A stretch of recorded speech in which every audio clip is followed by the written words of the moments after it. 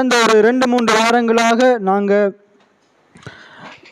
கர்த்தரை நம்புகிறவனோ செழிப்பான் என்ற வார்த்தையின் பிரகாரமாக நாங்கள் பார்த்து வருகிறோம். நாங்கள் எல்லாரும் திருப்பிக் கொள்வோம். ரோமர் 12வது அதிகாரம் 2வது வசனம்.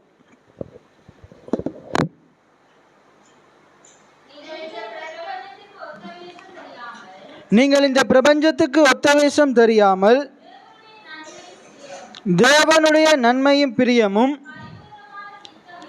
பரிபூரணமான சித்தம் இன்னதென்று பகுத்தறியத்தக்கதாக உங்கள் மனம் புதிதாகிறதுனாலே மறுரூபமாகுங்கள். நாங்கள் போன கிழமை இந்த வார்த்தைகளை நாங்கள் தெளிவாக பார்த்தோம். நம்முடைய இந்த உலக பிரகாரமான வாழ்க்கையில் நமக்கு செழிப்புண்டாகணுமா இருந்தால் 3 யோவானில் 2வது வசனமும் சொல்லுது, நாங்கள் என்ன செய்யணுமா, நம்முடைய ஆத்மா வாழணுமா. நாங்கள் இந்த பூமிக்குரிய வாழ்க்கையில் ஆசீர்வாதமாக செழிப்பாக நலமாக இருக்கணுமா இருந்தால் நம்முடைய ஆத்மா வாழணும், நம்முடைய மனம் வாழணும் என்று ஆண்டவருடைய வார்த்தை சொல்லுது. நீதிமொழிகள் 23:7வது வசனத்தில் ஒரு மனுஷனுடைய நினைவுகள் எப்படியோ, ஒரு மனுஷனுடைய எண்ணங்கள் யோசனைகள் எப்படியோ அப்படியே அவன் வாழ்க்கை இருக்குமென்னு அந்த வார்த்தை சொல்லுகிறது. நாங்கள் கடந்த வருடத்தில் நாங்கள் ஒரு 6 வாரங்களாக நாங்கள் ஒரு காரியத்தை குறித்து நாங்கள் வார்த்தைகளை கேட்டோம். இன்றைக்கி நம்முடைய வாழ்க்கையில் இருக்கிற தரித்திரம் நீங்க வேண்டும் என்றால், நம்முடைய மனதில் இருக்கிற தரித்திர எண்ணங்கள் நீங்க வேண்டும் என்று ஆண்டவர் நம்மோடு பேசினார். இன்றைக்கி நாங்கள் பார்க்க போகிறோம், நம்முடைய மனதில் ஆண்டவருடைய வசனம் விருத்தி அடைய வேண்டும். இன்றைக்கு பிரசங்கத்தினுடைய தலைப்பு இதுதான், நம்முடைய மனதில் ஆண்டவருடைய வார்த்தை விருத்தி அடைய வேண்டும். ஏற்கனவே அறிந்து வைத்திருக்கிற சத்தியங்கள், அந்த சத்தியத்தை குறித்ததான வெளிப்பாடுகளில் நாங்கள் ஒவ்வொருவரும் வளருகிறவங்களாக இருக்கணும். எத்தனை பேர் ஆமேன்னு சொல்கிறீங்க? வேத வார்த்தை சொல்லுகிறது, சத்தியத்தையும் அறிவீர்கள், சத்தியம் உங்களை விடுதலையாக்கும். இன்றைக்கு நீங்கள் எல்லாருமே சத்தியத்தை அறிஞ்சிருக்கிறீங்க, இன்னும் அறிந்து கொண்டிருக்கிறீங்க, இன்னும் ஆண்டவர் அறிஞ்சு கொண்டிருக்கிறீங்க. எத்தனை பேர் ஆமேன்னு சொல்கிறீங்க? இப்போ நீங்கள் ஏற்கனவே அறிந்து வைத்திருக்கிற சத்தியத்திலேயும் நாங்கள் ஒவ்வொருவரும் விருத்தி அடைகிறவர்களாக இருக்கணும். எத்தனை பேர் ஆமேன்னு சொல்கிறீங்க? அந்த சத்தியத்தை நாங்கள் இருதயத்தில் உள்வாங்கி இருக்கிறோம். அது உள்வாங்கி இருக்கும்போது நாங்கள் அதை இன்னும் என்ன செய்யணும், வளப்படுத்தி கொள்ளணும். இப்போ நாங்கள் பாருங்கள், ஒரு தாய் என்ன செய்கிறாள், அவள் கர்ப்பம் தரித்து இருக்கும்போது அந்த குழந்தை அந்த 10 மாதம் அளவும் உருவாகும் அளவும் அந்த பிள்ளைக்குரிய போஷாக்கான உணவுகளை என்ன செய்கிறாள், உள்ளே எடுத்துக்கொள்கிறாள். அந்த பிள்ளைக்கு ஆகாத உணவுகள் அவர் எடுத்துக்கொள்கிறதே இல்லை. அதே போல் வார்த்தையாகிய அந்த பேர் உங்களுக்குள்ளே இருக்கிறதுனால அந்த வார்த்தையை பாதுகாக்க வேண்டியது உங்களுடைய பொறுப்பாக இருக்குது.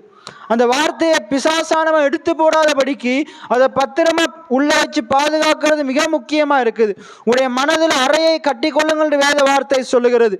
பிசாசானவன் அந்த மனதின் அறைகளை தகர்த்தெறிகிறதுக்கு என்ன செய்து கொண்டிருக்கிறான், வஞ்சிக்கிறதுக்கு என்ன செய்து கொண்டிருக்கிறான், பெரிய காரியங்களை செய்து கொண்டிருக்கிறான். ஆகையினால நம்முடைய வாழ்க்கை செழிப்படைய வேண்டும் என்றால் நம்முடைய மனம் விருத்தி அடைய வேண்டும். நம்முடைய மனம் ஆண்டவருடைய வார்த்தையினால் விருத்தி அடைய வேண்டும். எத்தனை பேர் ஆமேன்னு சொல்கிறீங்க? இன்றைக்கு உங்களுடைய மனதில் நீங்கள் இத்தனை வருஷமாக நீங்கள் கேட்ட சத்தியங்கள் இன்றைக்கு உங்களுடைய இருதயத்தில் மனதில் இருக்காண்டு பாருங்கள். இருதயத்திலையும் மனதிலையும் ஆண்டவருடைய சத்தியங்கள், ஆண்டவருடைய வெளிப்பாடுகள் இல்லாட்டி ஒரு நாள் அது வாயில வராது. ஒரு நாள் அந்த வார்த்தைகள் வாயில வரலாட்டி உங்களுடைய வாழ்க்கையில அப்படிப்பட்ட சத்தியத்தினுடைய பிரதிபலிப்பு உங்களுடைய வாழ்க்கையில வராது. ஆகையினால் இன்றைக்கு ஆண்டவர் பேசுகிற காரியம் என்னவென்றால், உங்களுடைய மனதில் நீங்க அறிந்த சத்தியங்கள் அது விருத்தி அடைய வேண்டும். நாளுக்கு நாள் நீங்க அறிந்த சத்தியத்தில் நீங்க வளர வேண்டும். எத்தனை பேர் ஆமேன்னு சொல்றீங்க? அப்போஸ்தலர் 19வது அதிகாரம் 20வது வசனத்தை நீங்க திருப்பிக் கொள்ளுங்க. அப்போஸ்தலர் 19வது அதிகாரம் 20வது வசனம். அப்போஸ்தலர் 19வது அதிகாரம் 20வது வசனம். இவ்வளவு பலமாய் கர்த்தருடைய வசனம் விருத்தி அடைந்து மேற்கொண்டது. எல்லாம் சொல்லுங்க, இவ்வளவு பலமாய் கர்த்தருடைய வசனம் விருத்தி அடைந்து, எல்லாம் சொல்லுங்க, விருத்தி அடைந்து மேற்கொண்டது. எத்தனை பேர் ஆமேன்னு சொல்றீங்க? இன்றைக்கு உங்களுடைய வாழ்க்கையில ஆண்டவருடைய வசனம் பலமாய் விருத்தி அடையுமா இருந்தா அது என்ன செய்யும்? அந்த வசனம் உங்களை சகலவற்றையும் மேற்கொள்ள வைக்கும். எத்தனை பேர் ஆமேன்னு சொல்றீங்க? வனாந்தரமான வாழ்க்கையை அந்த வசனம் வயல்வெளியாக்கும். எத்தனை பேர் ஆமேன்னு சொல்றீங்க? குறைவுபட்ட ஜீவியத்தை ஒரு செழிப்பான ஜீவியமா மாற்றும். தோல்விக்குள்ள போய்கொண்டிருக்கிற உங்களுடைய வாழ்க்கையை வெற்றிகரமான வாழ்க்கையா மாற்றும். எத்தனை பேர் ஆமேன்னு சொல்றீங்க? அப்ப நம்முடைய வாழ்க்கையில என்ன செய்யணும்? நம்முடைய மனதுல ஆண்டவருடைய வசனம் விருத்தி அடைய வேண்டும். இவ்வளவு பலமாய் கர்த்தருடைய வசனம் விருத்தி அடைந்து அது மேற்கொண்டது என்று ஆண்டவருடைய வார்த்தையை சொல்லுகிறது. அதுக்கு மேல 2 வசனத்துக்கு மேல இருந்து வாசிங்க, 18வது வார்த்தையில இருந்து வாசிங்க.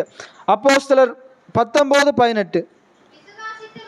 விசுவாசித்தவர்களில் அநேகர் வந்து தாங்கள் செய்கைகளை வெளிப்படுத்தி அறிக்கையிட்டார்கள். மாயை வித்தைக்காரராய் இருந்தவர்கள் அநேகர் தங்கள் புஸ்தகங்களை கொண்டு வந்து எல்லாருக்கும் முன்பாக சுட்டரித்தார்கள். அவைகளில் வாசிங்க.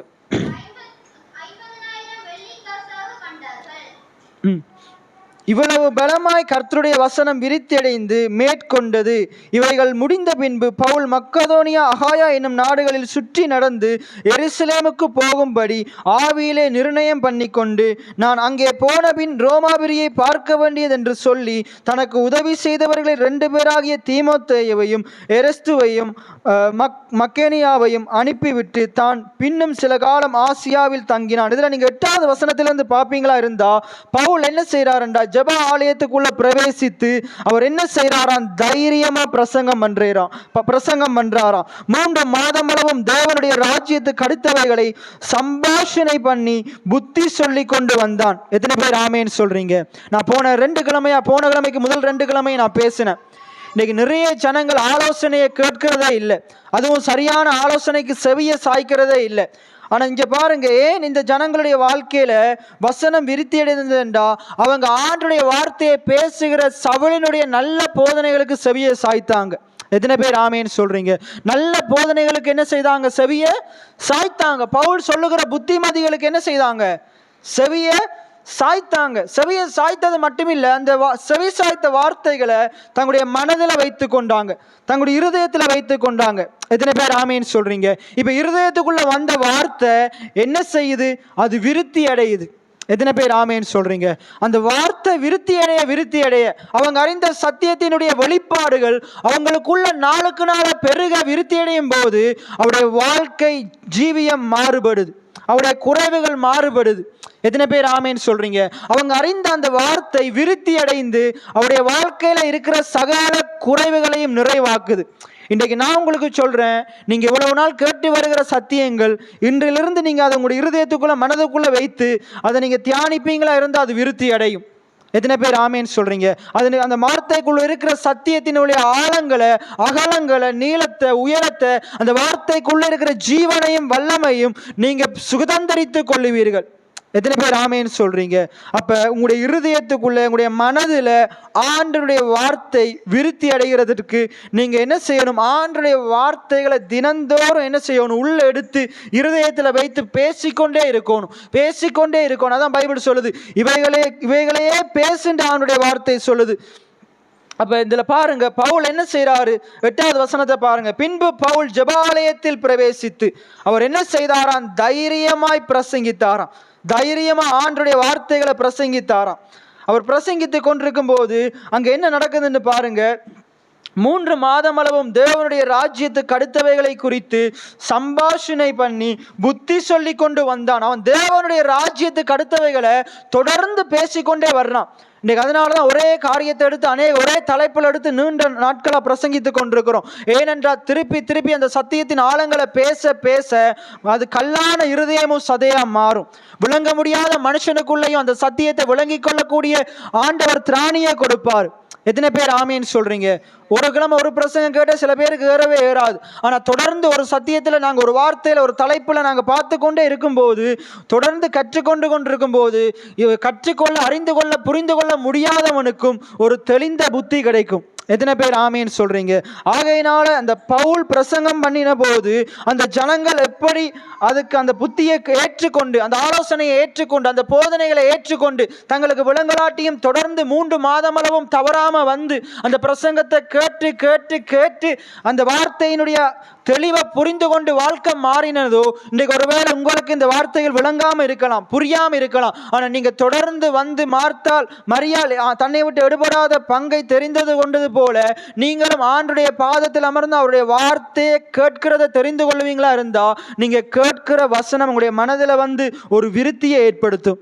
எத்தனை பேர் ஆமேன்னு சொல்றீங்க? உங்களுடைய மனதில் ஒரு வார்த்தையினூடாக விருத்தி ஏற்படுமா இருந்தா அதி சீக்கிரமா உங்களுடைய வாழ்க்கையில விருத்தி ஏற்படும்.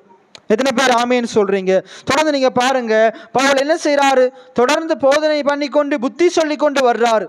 சிலர் என்ன செய்யறாங்க? நம்மளை போல ஆட்கள் சில பேர் இருக்கிறாங்க. அவங்க என்ன செய்யறாங்க? கடினப்பட்டு அவிசுவாசிகளாகிய கூட்டத்திற்கு முன்பாக இந்த மார்க்கத்தை நிந்தித்த போது அவன் அவர்களை விட்டு விலகி சீஷர் அவர்களிலிருந்து பிரித்து கொண்டு திறன்னு என்னும் ஒருவனுடைய வித்தியாசாலையிலே அனுதினமும் சம்பாஷித்து கொண்டு வந்தான். இப்ப பவுல் என்ன செய்யறான் பாருங்க.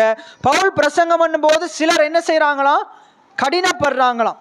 சிலர் என்ன செய்யறாங்களாம்? கடினப்படுறாங்களாம். சிலர் என்ன செய்யறாங்க? அவிசுவாசிகளுக்கு முன்பாக ஆண்டவரை என்ன செய்யறாங்க? ஆண்டவருடைய மார்க்கத்தையும் ஆண்டவரையும் நிந்திக்கிறாங்க, பரியாசம் பண்றாங்க, கேலி கிண்டல் பண்றாங்க. இன்னைக்கு நிறைய பேர் இப்படித்தான் ஆண்டுடைய வார்த்தையை பிரசங்கிக்கும் போது சில பேர் என்ன செய்வாங்க? ஆண்டுடைய வார்த்தைகளை விசுவாசியாம அவிசுவாசப்பட்டு என்ன செய்வாங்க? நிந்தித்து கொண்டிருப்பாங்க. நிறைய ஜனங்களுடைய இருதயம் கடினமா இருக்குது. இன்றைக்கும் இந்த இடத்துல இருக்கிற உங்களுடைய இருதயங்கள் கடினமா இருக்குமா இருந்தால் உங்களுடைய இருதயத்தை ஆண்டவருக்கு ஒப்பு கொடுங்க. இருதயத்தை கடினமா வச்சிருக்காதீங்க. ஆண்டுடைய வார்த்தை உங்களுடைய இருதயத்துல வர்றதுக்கு இடம் கொடுங்க. ஆண்டவர் உங்களுடைய சூழ்நிலைகளை மாற்றுவார். எத்தனை பேர் ஆமேன்னு சொல்றீங்க? இருதய கடினத்தின் நிமித்தம் நிறைய பேர் இன்னும் அவிசுவாசத்தோடு இருக்கிறாங்க, பயத்தோடு இருக்கிறாங்க, சோர்வோடு இருக்கிறாங்க, கவலையோடு இருக்கிறாங்க. இவங்களுடைய அவிசுவாசத்தின் காரணமாகத்தான் ஆண்டவர் இவர்களுக்காக ஆயத்தம் பண்ணி வைத்திருக்கிற ஆசீர்வாதங்களை இன்னைக்கு நிறைய விசுவாசிகளால் சுதந்திரித்து கொள்ள முடியவில்லை. ஆனால் உங்களுடைய அவிசுவாசத்தை நீங்கள் எடுத்து போட்டு ஆண்டுடைய வார்த்தைக்கு செவி கொடுத்து விசுவாசத்தை வருவித்து கொள்வீங்களா இருந்தால் நிச்சயமாக உங்களுடைய வாழ்க்கையை ஆண்டவர் மாற்றுவார். எத்தனை பேர் ஆமேன்னு சொல்றீங்க? அப்போ நம்முடைய வாழ்க்கையில் இருக்கக்கூடாத மிக முக்கியமான காரியம் என்னென்றா கடினமான இருதயம். அடுத்தது அவிசுவாசம். இன்றைக்கு கடினமான இருதயம் உடையவர்களும் அவிசுவாசிகளும் என்ன செய்கிறாங்க? ஆண்டவரையும் அவருடைய வார்த்தையையும் என்ன செய்கிறாங்க? நிந்தித்து கொண்டிருக்கிறாங்க, பரியாசம் பண்ணி கொண்டிருக்கிறாங்க. அவங்களுக்கு பிரசங்கம் கேட்கறது பிடிக்கவே பிடிக்காது, அவங்களுக்கு வார்த்தைகளை கேட்கறது பிடிக்காது. அவங்க எப்படிப்பட்ட ஆட்கள்? அவங்க அதிகமாக பேசுறதுக்கு பிரயாசப்படுவாங்க, ஆனால் கேட்கறதுக்கு தீவிரமாக இருக்க மாட்டாங்க. பைபிள் என்ன சொல்லுது? கேட்கறதுக்கு தீவிரமாயும் பேசுகிறதுக்கு தாமதமாக இருக்கணும். ஆனால் நம்ம பேசுகிறதுக்கு என்ன செய்கிறோம்? தீவிரமாக இருக்கிறோம். கேட்கறது நமக்கு பிடிக்கதே இல்லை. ஆண்டவர் சொல்றார், என் மகனே என் புத்தியை கவனி, என்னுடைய வார்த்தையை கேளுன்னு ஆண்டவர் சொல்றார். பைபிளில் ஒரு ஏசாயால அருமையான வார்த்தை இருக்குது. மனம் பொருந்தி செவி கொடுத்தால் தேசத்தின் நன்மையை எத்தனை பேர் ஆமேன்னு சொல்றீங்க? இன்றைக்கு நீங்க இந்த இலங்கை தேசத்தில் இருக்கிற இந்த உலக நாடுகளில் இருக்கிற நன்மைகளை நீங்க புசிக்க வேண்டும் என்றால் ஆண்டுடைய வார்த்தை சொல்லுது, நீங்க மனம் பொருந்தி நீங்க செவி கொடுக்க வேண்டும். நீங்க மனம் பொருந்தி ஆண்டுடைய வார்த்தைகளை கேட்கிறதுக்கு உங்களுடைய செவிகளை நீங்க திறந்து கொடுக்க வேண்டும். அப்படி நீங்க திறந்து கொடுப்பீங்களா இருந்தா தேவன் பெரிய காரியங்களை செய்ய வல்லமையுள்ளவராக இருக்கிறார். எத்தனை பேர் ஆமேன்னு சொல்றீங்க? நாங்க கடந்த நாட்கள்ல பார்த்தோம், ஜோபு 42:5 ஜோபு சொல்றாரு, என் காதினாலே உம்மை குறித்து கேள்விப்பட்டேன், இப்பொழுதோ என் கண்கள் உம்மை காண்கிறது. எத்தனை பேர் ஆமேன்னு சொல்றீங்க? இன்னைக்கு நீங்க இந்த இடத்துல வந்து ஒவ்வொரு ஞாயிற்றுக்கிழமையும் செவ்வாய்க்கிழமையும் வீட்டு கூட்டங்களையும் காதினால கேட்கிற வார்த்தைகள் அது ஒரு நாளும் வீணாகாது. எத்தனை பேர் ஆமேன்னு சொல்றீங்க? ஒரு நாளும் வீணாகாது. நிச்சயமா அது உங்களுடைய வாழ்க்கையில நிறைவேறும். நீங்க காதுனால கேட்கிறத உங்களுடைய கண்களினால பார்ப்பீங்க, உங்களுடைய கரங்கள்ல ஏந்துவீங்க. எல்லாம் சொல்லுங்க, நான் என் காதுனாலே கேட்கிறவைகளை என் கண்களால் பார்ப்பேன், என் கரங்களில் ஏந்துவேன். எத்தனை பேர் ஆமேன்னு சொல்றீங்க? சிமியோன் என்ற அந்த வயது போன அந்த நபர் என்ன செய்யறாரு? காதுனால ஆண்டவரை இரட்சணியத்தை காண்பேன் என்று கேட்டுக்கொண்டே இருக்கிறார். தீர்க்க தரிசனத்தை படிச்சு கொண்டே சொல்லிக்கொண்டே இருக்கிறார். நான் மறிக்கும் தருவாய் வரைக்கும் நான் அவரை காணாம மறிக்க போறதே இல்லை, நான் அவரை கண்டுட்டு தான் நான் என்ன செய்ய போறேன்? தேவனிடத்துல போக போறேன். அவர் காதுனால கேட்டதை, தீர்க்க தரிசன புத்தகங்கள்ல படிச்சதை தொடர்ந்து இருதயத்துல வச்சு மனதில் வச்சு அறிக்கை செய்து பேசிக்கொண்டே இருக்கிறார். ஒரு நாள் அவர் சொன்னவைகளை, அவர் அறிக்கை செய்தவைகளை அவர் கண்களினால கண்டார், அவருடைய கரங்கள்ல ஏந்தினார். எத்தனை பேர் ஆமேன்னு சொல்றீங்க? இன்னைக்கு நீங்களும் கேட்கிற சத்தியங்களை நீங்க விசுவாசிப்பீங்களா இருந்தா, உங்களுடைய மனதில் வைப்பீங்களா இருந்தா, மனதில் வைத்து அது விருத்தி அடைகிறதுக்குரிய காரியங்களை செய்வீங்களா இருந்தா, நிச்சயமா நீங்களும் உங்களுடைய வாழ்க்கையில காணுவீங்க, கண்களினால காணுவீங்க. அப்படிப்பட்ட வாழ்க்கைக்குள்ள நீங்க போவீங்க. எத்தனை பேர் ஆமேன்னு சொல்றீங்க? அப்ப யோபு சொல்றாரு பாருங்க, என் காதினாலே உம்மை குறித்து கேள்விப்பட்டேன், இப்பொழுதோ என் கண்கள் உம்மை காண்கிறது. எத்தனை பேர் ஆமேன்னு சொல்றீங்க? நீங்க கேட்ட ஒவ்வொரு காரியங்களையும் ஆண்டவர் ஏற்ற காலத்துல நீங்க பார்க்கும்படி செய்வார். எத்தனை பேர் ஆமேன்னு சொல்றீங்க? இன்றைக்கு கேட்டுக்கொண்டிருக்கிற அந்த செழிப்புக்குரிய சத்தியங்களை உங்களுடைய வாழ்க்கையில நீங்க காணும்படிக்க செய்வார். நீங்க அந்த செழிப்பை அனுபவிக்கும்படிக்க செய்வார். நல்ல வழியில நீங்க உழைத்து மேல வர்றதுக்கு உரிய வழிவாசுகளை ஆண்டவர் திறந்து கொடுப்பார். எத்தனை பேர் ஆமேன்னு சொல்றீங்க? அப்ப நீங்க என்ன செய்யணும்? இருதயத்தை கடினப்படுத்த கூடாது. அது எத்தனை மாதமளவும் ஒரு சத்தியத்தை இங்க பாருங்க, 3 மாசமா பேசுறாராம் பவுல். எத்தனை மாசமா பேசுறாராம்? 3 மாசமா இடைவிடாம ஒரே தலைப்புல பிரசங்கத்தை பண்ணிக்கொண்டே இருக்கிறார். 3 மாசமா. அப்ப பாருங்க, பேசிக்கொண்டே இருக்கிறாரு, ஜனங்கள் கேட்டுக்கொண்டே இருக்கிறாங்க. அதுலயும் கொஞ்சம் ஜனங்கள் எப்படி இருக்கிறாங்க? அவங்களுக்கு பிரசங்கம் கேட்கவே பிடிக்கல, இருதயத்தை கடினப்படுத்தி கொண்டிருக்கிறாங்க. அவங்க அவிசுவாசிகளா இருக்கிறாங்கன்னு வேத வசனம் சொல்லுது. அவிசுவாசிகளாகி அவர்கள் என்ன செய்யறாங்க? ஆண்டவருடைய வார்த்தை மேலையும் அந்த ஊழியக்காரன் மேலையும் ஆண்டவர் மேலையும் விசுவாசம் இல்லாததால, பிரசங்கத்தின் அந்த வல்லமை, பிரசங்கத்தை கேட்கறதுனால வருகிற ஆசீர்வாதம் விளங்காததுனால அந்த பிரசங்கத்தை குறித்து நிந்தனை பண்ணி கொண்டிருக்கிறாங்க. அந்த பிரசங்கத்தின் மேல அவிசுவாசப்பட்டு அந்த ஊழியக்காரனை சபிச்சு கொண்டிருக்கிறாங்க, ஆண்டவரை நிந்திச்சு கொண்டிருக்கிறாங்க. இப்ப பவுல் என்ன செய்யறாரு? அவன் பேச்சு அவர் கேட்கவே இல்லை. பவுல் என்ன செய்யறாரு? இவனை விட்டு விலகுறாரு. நான் அடிக்கடி அந்த பகுதியை பேசி இருக்கிறேன். அந்த யுத்த களத்துல என்ன செய்யறாரு? தாவீது என்ன செய்யறாரு? சின்ன பையன் தாவீது என்ன செய்யறாரு? கோலியாத்தை கொல்றதுக்கு வந்து நிற்கும் போது அங்க இருக்கிற அவன் அண்ணன் சொல்றாரு, அவங்களோட அண்ணன் சொல்றாரு, என்ன சொல்றாரு? உன்னால் அவனை மேற்கொள்ள முடியாது, நீ போயிட்டு வனாந்திரத்தில் உள்ள கொஞ்சம் ஆடுகளை மேய்ச்சி கொன்று சொல்றாரு. சவுல் வந்து சொல்றாரு, அவன் சின்ன வயசு முதல் யுத்த வீரன், ஆனா நீயே வனாந்திரத்தில் ஆட்டை மேய்க்கிறவன், உன்னால் அவனை மேற்கொள்ள முடியாது, உன்னால் அவனை மேற்கொள்ள முடியாது அப்படின்னு சொல்லும் போது தாவீது என்ன செய்யறாரு? அவனை விட்டு விலகுறாரு. இப்படிப்பட்ட எதிர்மறையான வார்த்தைகளை பேசுகிற அவனுடைய அண்ணங்காரனை விட்டு விலகுறார். அந்த சவுல் ராஜாவை விட்டு விலகுறார். எத்தனை பேர் ஆமேன்னு சொல்றீங்க? இன்றைக்கு நீங்க சில பேருடைய வார்த்தைகளுக்கு உங்களுடைய செவிகளை விலக்க வேண்டும். எத்தனை பேர் ஆமேன்னு சொல்றீங்க? சில பேருடைய நிந்தனையான சொற்களுக்கு, இச்சகமான வார்த்தைகளுக்கு உங்களுடைய செவியை விளக்கணும். அவங்களுடைய வார்த்தைகளை கேட்டுக்கொண்டிருப்பீங்கன்னா உங்களுக்கு பயம் அதிகரிக்கும், சோர்வு அதிகரிக்கும், அவிசுவாசம் அதிகரிக்கும், கவலைகள் அதிகரிக்கும். சில நல்ல மனுஷர்களுடைய வார்த்தைகளை தெரிந்து கொள்ளணும். எத்தனை பேர் ஆமேன்னு சொல்றீங்க? நல்ல ஆலோசனைகளுக்கு உங்களுடைய செவிகளை சாய்க்கணும். நாங்கள் சங்கீதம் 1 பார்த்தோம், துன்மார்க்கனுடைய ஆலோசனையில் நடவாமலும் பாவிகளுடைய வழியில் நில்லாமலும், கர்த்தருடைய பாவிகளுடைய வழியில் நில்லாமலும், பரியாசக்காரர் உட்காரும் இடத்தில். இந்த பரியாசக்காரருக்கு என்ன வேலை? மற்றவனை கேலி கிண்டல் நக்கல் பண்றதுதான் வேலை. இன்னைக்கு நம்முடைய பட்டணத்தில், சமுதாயத்தில் இப்படிப்பட்டவங்க தான் அதிகமாக காணப்படுறாங்க. மற்றவன் குடும்பத்தை குறித்து கீழே பேசலாட்டி அவனுக்கு தூக்கமே வராது. இப்படிப்பட்டவங்க இருக்கிற இடத்துல நம்ம இருக்கக்கூடாதுன்னு ஆண்டவருடைய வார்த்தை சொல்லுது. அப்போ பாருங்க, இன்னைக்கு நிறைய விசுவாசிகள் இப்படித்தான் இருக்கிறாங்க. அதனால தான் ஆசீர்வாதமே இல்லை. தங்களுடைய இருதயத்தை கடினப்படுத்தி கொள்றாங்க. தொடர்ந்து ஆண்டவருடைய வார்த்தைகள் பிரசங்கிக்கப்பட்டு கொண்டிருக்கும் போது அதை போயிட்டு கேட்கிறதே இல்லை. வார்த்தையினுடைய மகத்துவம் நிறைய ஜனங்களுக்கு விளங்குதே இல்லை.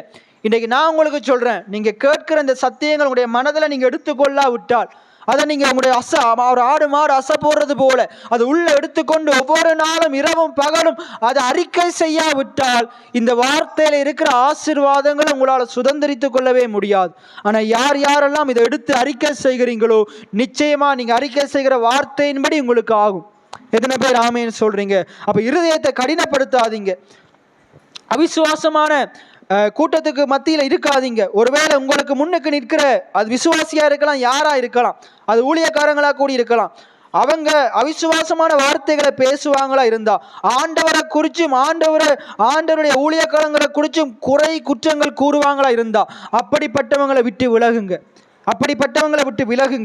ஆண்டவரை குறித்து தவறான காரியங்களை பேசுகிற நபர்களை விட்டு விலகுங்க. ஆண்டவரை பொல்லாதவர்களாக காட்டுகிற ஜனங்களை விட்டு விலகுங்க. இன்னைக்கு நிறைய இடங்கள்ல, நிறைய சபைகள்ல, நிறைய விசுவாசிகள் கூடி, போதகர்கள் கூடி ஆண்டவரை குறித்து சரியா அறிந்து கொள்ளாம, தாங்கள் விசுவாசிக்கிற ஆண்டவர் இன்னார் என்பதை அறிஞ்சு கொள்ளாம ஆண்டவரை ஜனங்களுக்கு பொல்லாதவர் போல காட்டி கொண்டிருக்கிறாங்க. ஆண்டவர் ஏதோ பொல்லாத ஆண்டவர் போல காட்டி கொண்டிருக்கிறாங்க. பைபிள் சொல்லுது, ஜெபத்தை கேட்கிறவரை மாம்சமான யாவரும் உம்மிடத்தில் ஆண்டவர் தம்முடைய ஜனங்களுடைய சத்தத்துக்கு செவி கொடுக்கிற நல்ல தெய்வமா இருக்கிறார். என் ஆண்டவர் மிகவும் நல்லவராய் இருக்கிறார். அவர் வல்லமையுள்ளவராய் இருக்கிறார். அவர் உண்மையுள்ளவராய் இருக்கிறார். அவர் போதுமானவராய் இருக்கிறார். அவர் போதுமானதிலும் அதிகமானவராய் இருக்கிறார். எத்தனை பேர் ஆமேன்னு சொல்றீங்க? இப்படிப்பட்ட ஆண்டவரை தான் நான் நீங்களும் ஆராதிக்கிறோம். பைபிள் சொல்றது, கர்த்தரை தன்னுடைய தெய்வமாய் கொண்டிருக்கிற ஜனம் பாக்கியம் உள்ளது, அது ஆசீர்வாதமா இருக்கும். கர்த்தரை தெய்வமா கொண்டிருக்கிற ஜனம் ஒரு நாளும் குறைவடையாது. எத்தனை பேர் ஆமேன்னு சொல்றீங்க? அப்ப இருதயத்தை கடினப்படுத்தி கொண்டு இருக்க வேண்டாம். என்ன செய்யணும்? ஒருவேளை உங்களுக்கு முன்னுக்கு இருக்கிற நபர்கள் இருதய கடினமத்தின் நிமித்தம் ஆண்டவரை குறிச்சும் உங்களுடைய ஊழியக்காரர்களை குறிச்சும் தவறா பேசுவாங்களா இருந்தா, நிந்திப்பாங்களா இருந்தா, பவுல் அவர்களை விட்டு விலகினது போல அது அழகா சொல்லப்படுது பாருங்க 9வது வசனத்துல. அவன் அவர்களை விட்டு என்ன செய்தானா? அவன் அவர்களை விட்டு என்ன செய்தானா? விலகினானா. இன்றைக்கு நீங்களும் சில தவறான வார்த்தைகளை பேசுகிற, அவிசுவாசமான வார்த்தைகளை பேசுகிற, பயமுறுத்துகிற வார்த்தைகளை பேசுகிற, தேவையில்லாத வார்த்தைகளை பேசுகிற மனுஷனையே விட்டு விலகணும். எத்தனை பேர் ஆமேன்னு சொல்றீங்க? அப்ப பவுல் அவர்களை விட்டு விலகி சீசரை அவர்களிடத்திலிருந்து பிரித்து கொண்டு, பாருங்க, பவுல் அவன் மட்டும் விலகலை.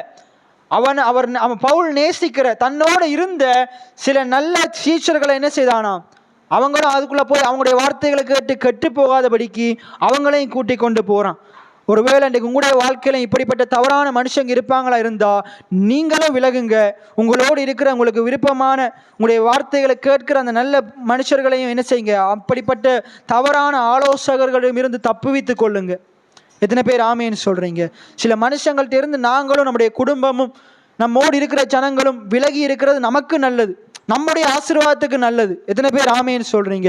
பவுல் என்ன செய்தார்? தானும் விலகினாரு, தன்னோடு இருந்த சீஷர்களையும் அப்படிப்பட்ட நிந்தனைக்காரிடமிருந்து விலக்கி கூட்டிட்டு போனார்.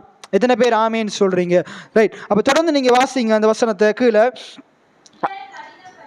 சிலர் கடினப்பட்டு அவிசுவாசிகளாகிய கூட்டத்திற்கு முன்பாக இந்த மார்க்கத்தை நிந்தித்த போது அவன் அவர்களை விட்டு விலகி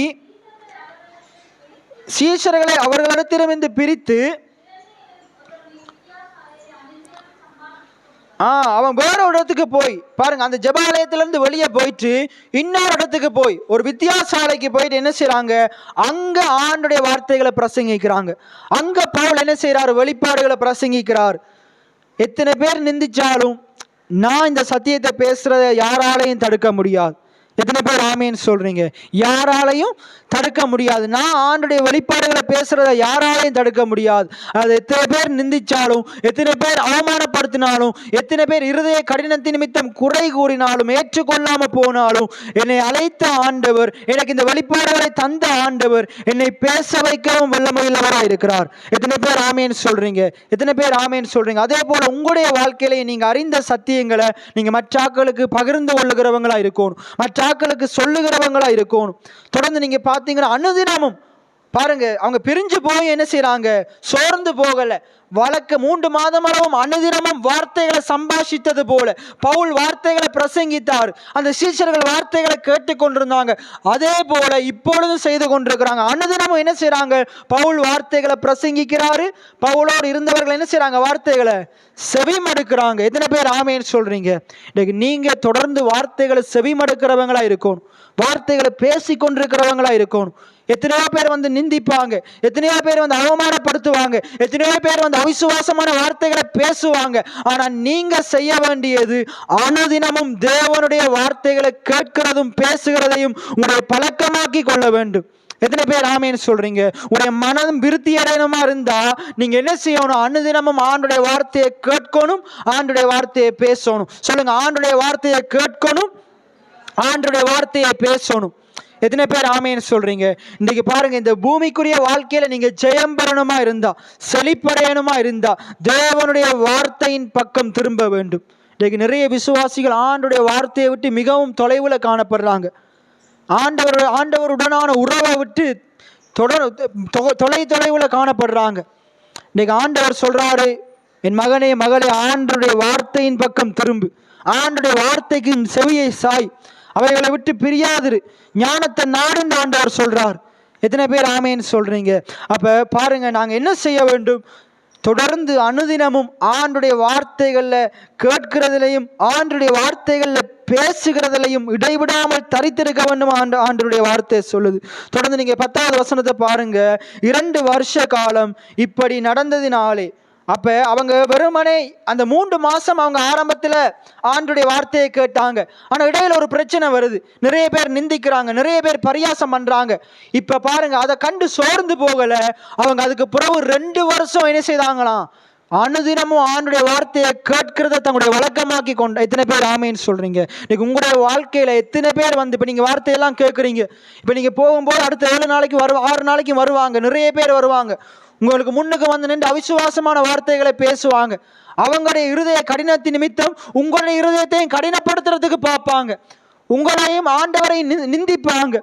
இப்படிப்பட்ட சத்தியங்களை நிந்திப்பாங்க. அதெல்லாம் உனக்கு நடக்காது, இந்த பினகாஸ் போதிக்கிறபடியெல்லாம் உனக்கு நடக்காது, உனக்கு நடக்க போறதே இல்லை, உன்னுடைய வாழ்க்கை செழிக்க போறதே இல்லை அப்படின்னு சொல்லி அவிசுவாசமான வார்த்தைகளை பேசி உங்களை ஒன்றுமில்லாம போக பண்றதுக்கு பார்ப்பாங்க. ஆனா கர்த்தர் உங்களை கைவிட மாட்டார். அப்படிப்பட்ட உங்களுடைய வார்த்தைகளுக்கு சிக்குண்டு இழுப்புண்டு போக ஆண்டவர் ஒரு நாளும் விட மாட்டார். எத்தனை பேர் ஆமேன்னு சொல்றீங்க? அப்படிப்பட்ட நிந்தனைக்காரனுடைய நிந்தனைகளை ஒழித்து ஆண்டவர் உங்களை தம் பக்கமா திருப்பி கொள்ளுவார். அவருடைய வசனத்தின் பக்கமா திருப்பி கொள்ளுவார். எத்தனை பேர் ஆமேன்னு சொல்றீங்க? உங்களுடைய மனதை மறுரூபப்படுத்துவார். தேவனுடைய பரிபூர்ண சித்தம் என்ன, தேவனுடைய பிரியம் என்னன்றத, தேவனுடைய நன்மை என்றதை உங்களுக்கு தொடர்ந்து அவருடைய வார்த்தை மூலமா கற்று தந்து கொண்டே இருப்பார். எத்தனை பேர் ஆமேன்னு சொல்றீங்க? போன கிழமை பார்த்தோம், தேவனுடைய நன்மையும் பிரியமும் பரிபூர்ண சித்தம் என்னதென்று ஆண்டவர் அவருடைய வார்த்தை மூலமாக என்ன செய்து கொண்டிருக்காரு? உங்களுடனாக பேசி உங்களுடைய மனதை மறுரூபப்படுத்தி கொண்டிருக்கிறார். எத்தனை பேர் ஆமேன்னு சொல்றீங்க? இப்ப நீங்க தான் என்ன செய்யணும்? இந்த மனதை மறுரூபப்படுத்தின அந்த வார்த்தையை நீங்க என்ன செய்யணும்? அந்த வார்த்தை மூலமாக நீங்க விருத்தி அடைய வேண்டும். விருத்தி அடையணுமா இருந்தால் என்ன செய்யணும்? அதை தியானிக்க வேண்டும், அதை அசை போட வேண்டும், அதை தொடர்ந்து பேசுகிறத பழக்கப்படுத்தி கொள்ள வேண்டும். அப்ப இங்க பாருங்க, இவ்வளவு தடை வந்தும் அவங்க தொடர்ந்து 2 வருஷமும் என்ன செய்யறாங்க? வார்த்தைகளை கேட்டுக்கொண்டே இருக்கிறாங்க. அதுல சொல்லப்படுது பாருங்க, 2 வருஷ காலம் இப்படி நடந்ததினாலே ஆசியாவில் குடியிருந்த யூதரும் கிரேக்கருமாகிய எல்லாம் சொல்லுங்க, எல்லாரும் என்ன செய்யறாங்க? கர்த்தராகிய இயேசுவின் வசனத்தை என்ன செஞ்சாங்களாம்? எல்லாரும் கேட்டாங்களாம். யார் யாரு? கிரேக்கரும் கேட்டாங்க, யூதரும் கேட்டாங்க, எல்லாரும் கேட்டார்கள். இப்ப ஆண்டவர் பாருங்க, முதல் அந்த பவுல் என்ன செய்யறாரு? 3 மாசம் தான் பேசுறாரு. பவுல் எத்தனை மாசம் பேசுறாரு? 3 மாசம் பேசுறாரு. 3 மாசம் பேசும்போது ஒரு கூட்டத்தார் இருக்கிறாங்க. அந்த கூட்டத்தார்ல சில பேர் என்ன செய்யறாங்க? கலகம் பண்றாங்க, நிந்தனை பண்றாங்க. இப்ப பவுல் என்ன செய்யறாரு? இப்படிப்பட்ட ஆட்களுக்கு மத்தியில் இருந்து கொண்டா இந்த ஜனங்கள் உருப்பட மாட்டாங்கன்னு சொல்லி இந்த சீஷர்களையும் வழியே கொண்டு போறார். ஒரு வித்தியாசாலைக்கு கொண்டு போய் அங்கு அவர்களை வச்சு பிரசங்கம் பண்றார். அவங்க கேட்கிறாங்க. எத்தனை வருஷம் கேட்கிறாங்க? தொடர்ந்து 2 வருஷம் கேட்கிறாங்க. இப்ப 2 வருஷம் கேட்கும் போது யார் கேட்கிறா? பிரிஞ்சு கொண்டு வந்த பவுல் அந்த நிந்தனைக்காரட்டிலிருந்து தனியை அழைத்து கொண்டு வந்த ஜனங்கள் கேட்கிறாங்க. இப்ப இவங்க 2 வருஷம் தொடர்ந்து கேட்க இவங்க மட்டும் கேட்கல, நாளடைவுல அது முழு தேசத்துக்கும் பரவுது. எத்தனை பேர் ஆமேன்னு சொல்றீங்க? அந்த சிறிய கூட்டம் பெரிய கூட்டம் ஆகுது. கொஞ்சமா கேட்டுக்கொண்டிருந்தவங்க திரளா கேட்டுக்கொண்டிருக்கிறவர்களா மாறினாங்க. இன்னைக்கு நான் உங்களுக்கு சொல்றேன், இன்னைக்கு இந்த இடத்துல நீங்க கொஞ்சம் பேர் தான் கேட்டுக்கொண்டிருக்கிறீங்க. அதி சீக்கிரத்துல தேவன் ஒரு காரியத்தை செய்ய போறாரு. இந்த இடத்துல இடங்கொள்ளா போகும் மட்டும் ஜனங்கள் ஆண்டவர் நிரப்ப போறார். அநேகர் அந்த இடத்துல கேட்கறதுக்காக ஓடி வர போறாங்க, வசனத்தை கேட்கறதுக்காக வர போறாங்க, கர்த்தருடைய வார்த்தைகளை கேட்கறதுக்காக வர போறாங்க. எத்தனை பேர் விசுவாசிக்கிறீங்க? இன்னைக்கு இருக்கிறவைகளை பேசிக்கொண்டிருக்க கூடாது. நாங்கள் இல்லாதவைகளை இருக்கிற விதமாக அழைக்கிற தேவனுடைய பிள்ளைகளா இருக்கிறோம். எத்தனை பேர் ஆமேன்னு சொல்றீங்க? இன்னைக்கு நீங்க நினைக்காதீங்க கொஞ்சம் பேர் தான் இருக்கிறோம் என்று. எனக்கு தெரியும், என் தேவன் இந்த இடத்தையும் ஜனத்தையும் திரளா வர்த்திக்க பண்ணுகிறவராக இருக்கிறார். எத்தனை பேர் ஆமேன்னு சொல்றீங்க? பாருங்க, கிரேக்கரும் ஆகிய எல்லோரும், எல்லாம் சொல்லுங்க, எல்லோரும் கர்த்தராகிய இயேசுவின் வசனத்தை கேட்டார்கள். இப்ப கர்த்தராகிய இயேசுவின் வசனத்தை என்ன செய்தாங்களாம்? கேட்டாங்களாம். இப்ப போதிக்கிறவன் இல்லாவிட்டால் எப்படி கேள்விப்படுவார்கள்? ரோமர் 10 இருக்குது, பிரசங்கிக்கிறவன் இல்லாவிட்டால் எப்படி கேள்விப்படுவார்கள். இப்ப இந்த இடத்துல பிரசங்கிக்கிறது யாரு? பவுல் பிரசங்கிக்கிறாரு, எல்லாரும் கேட்கிறாங்க.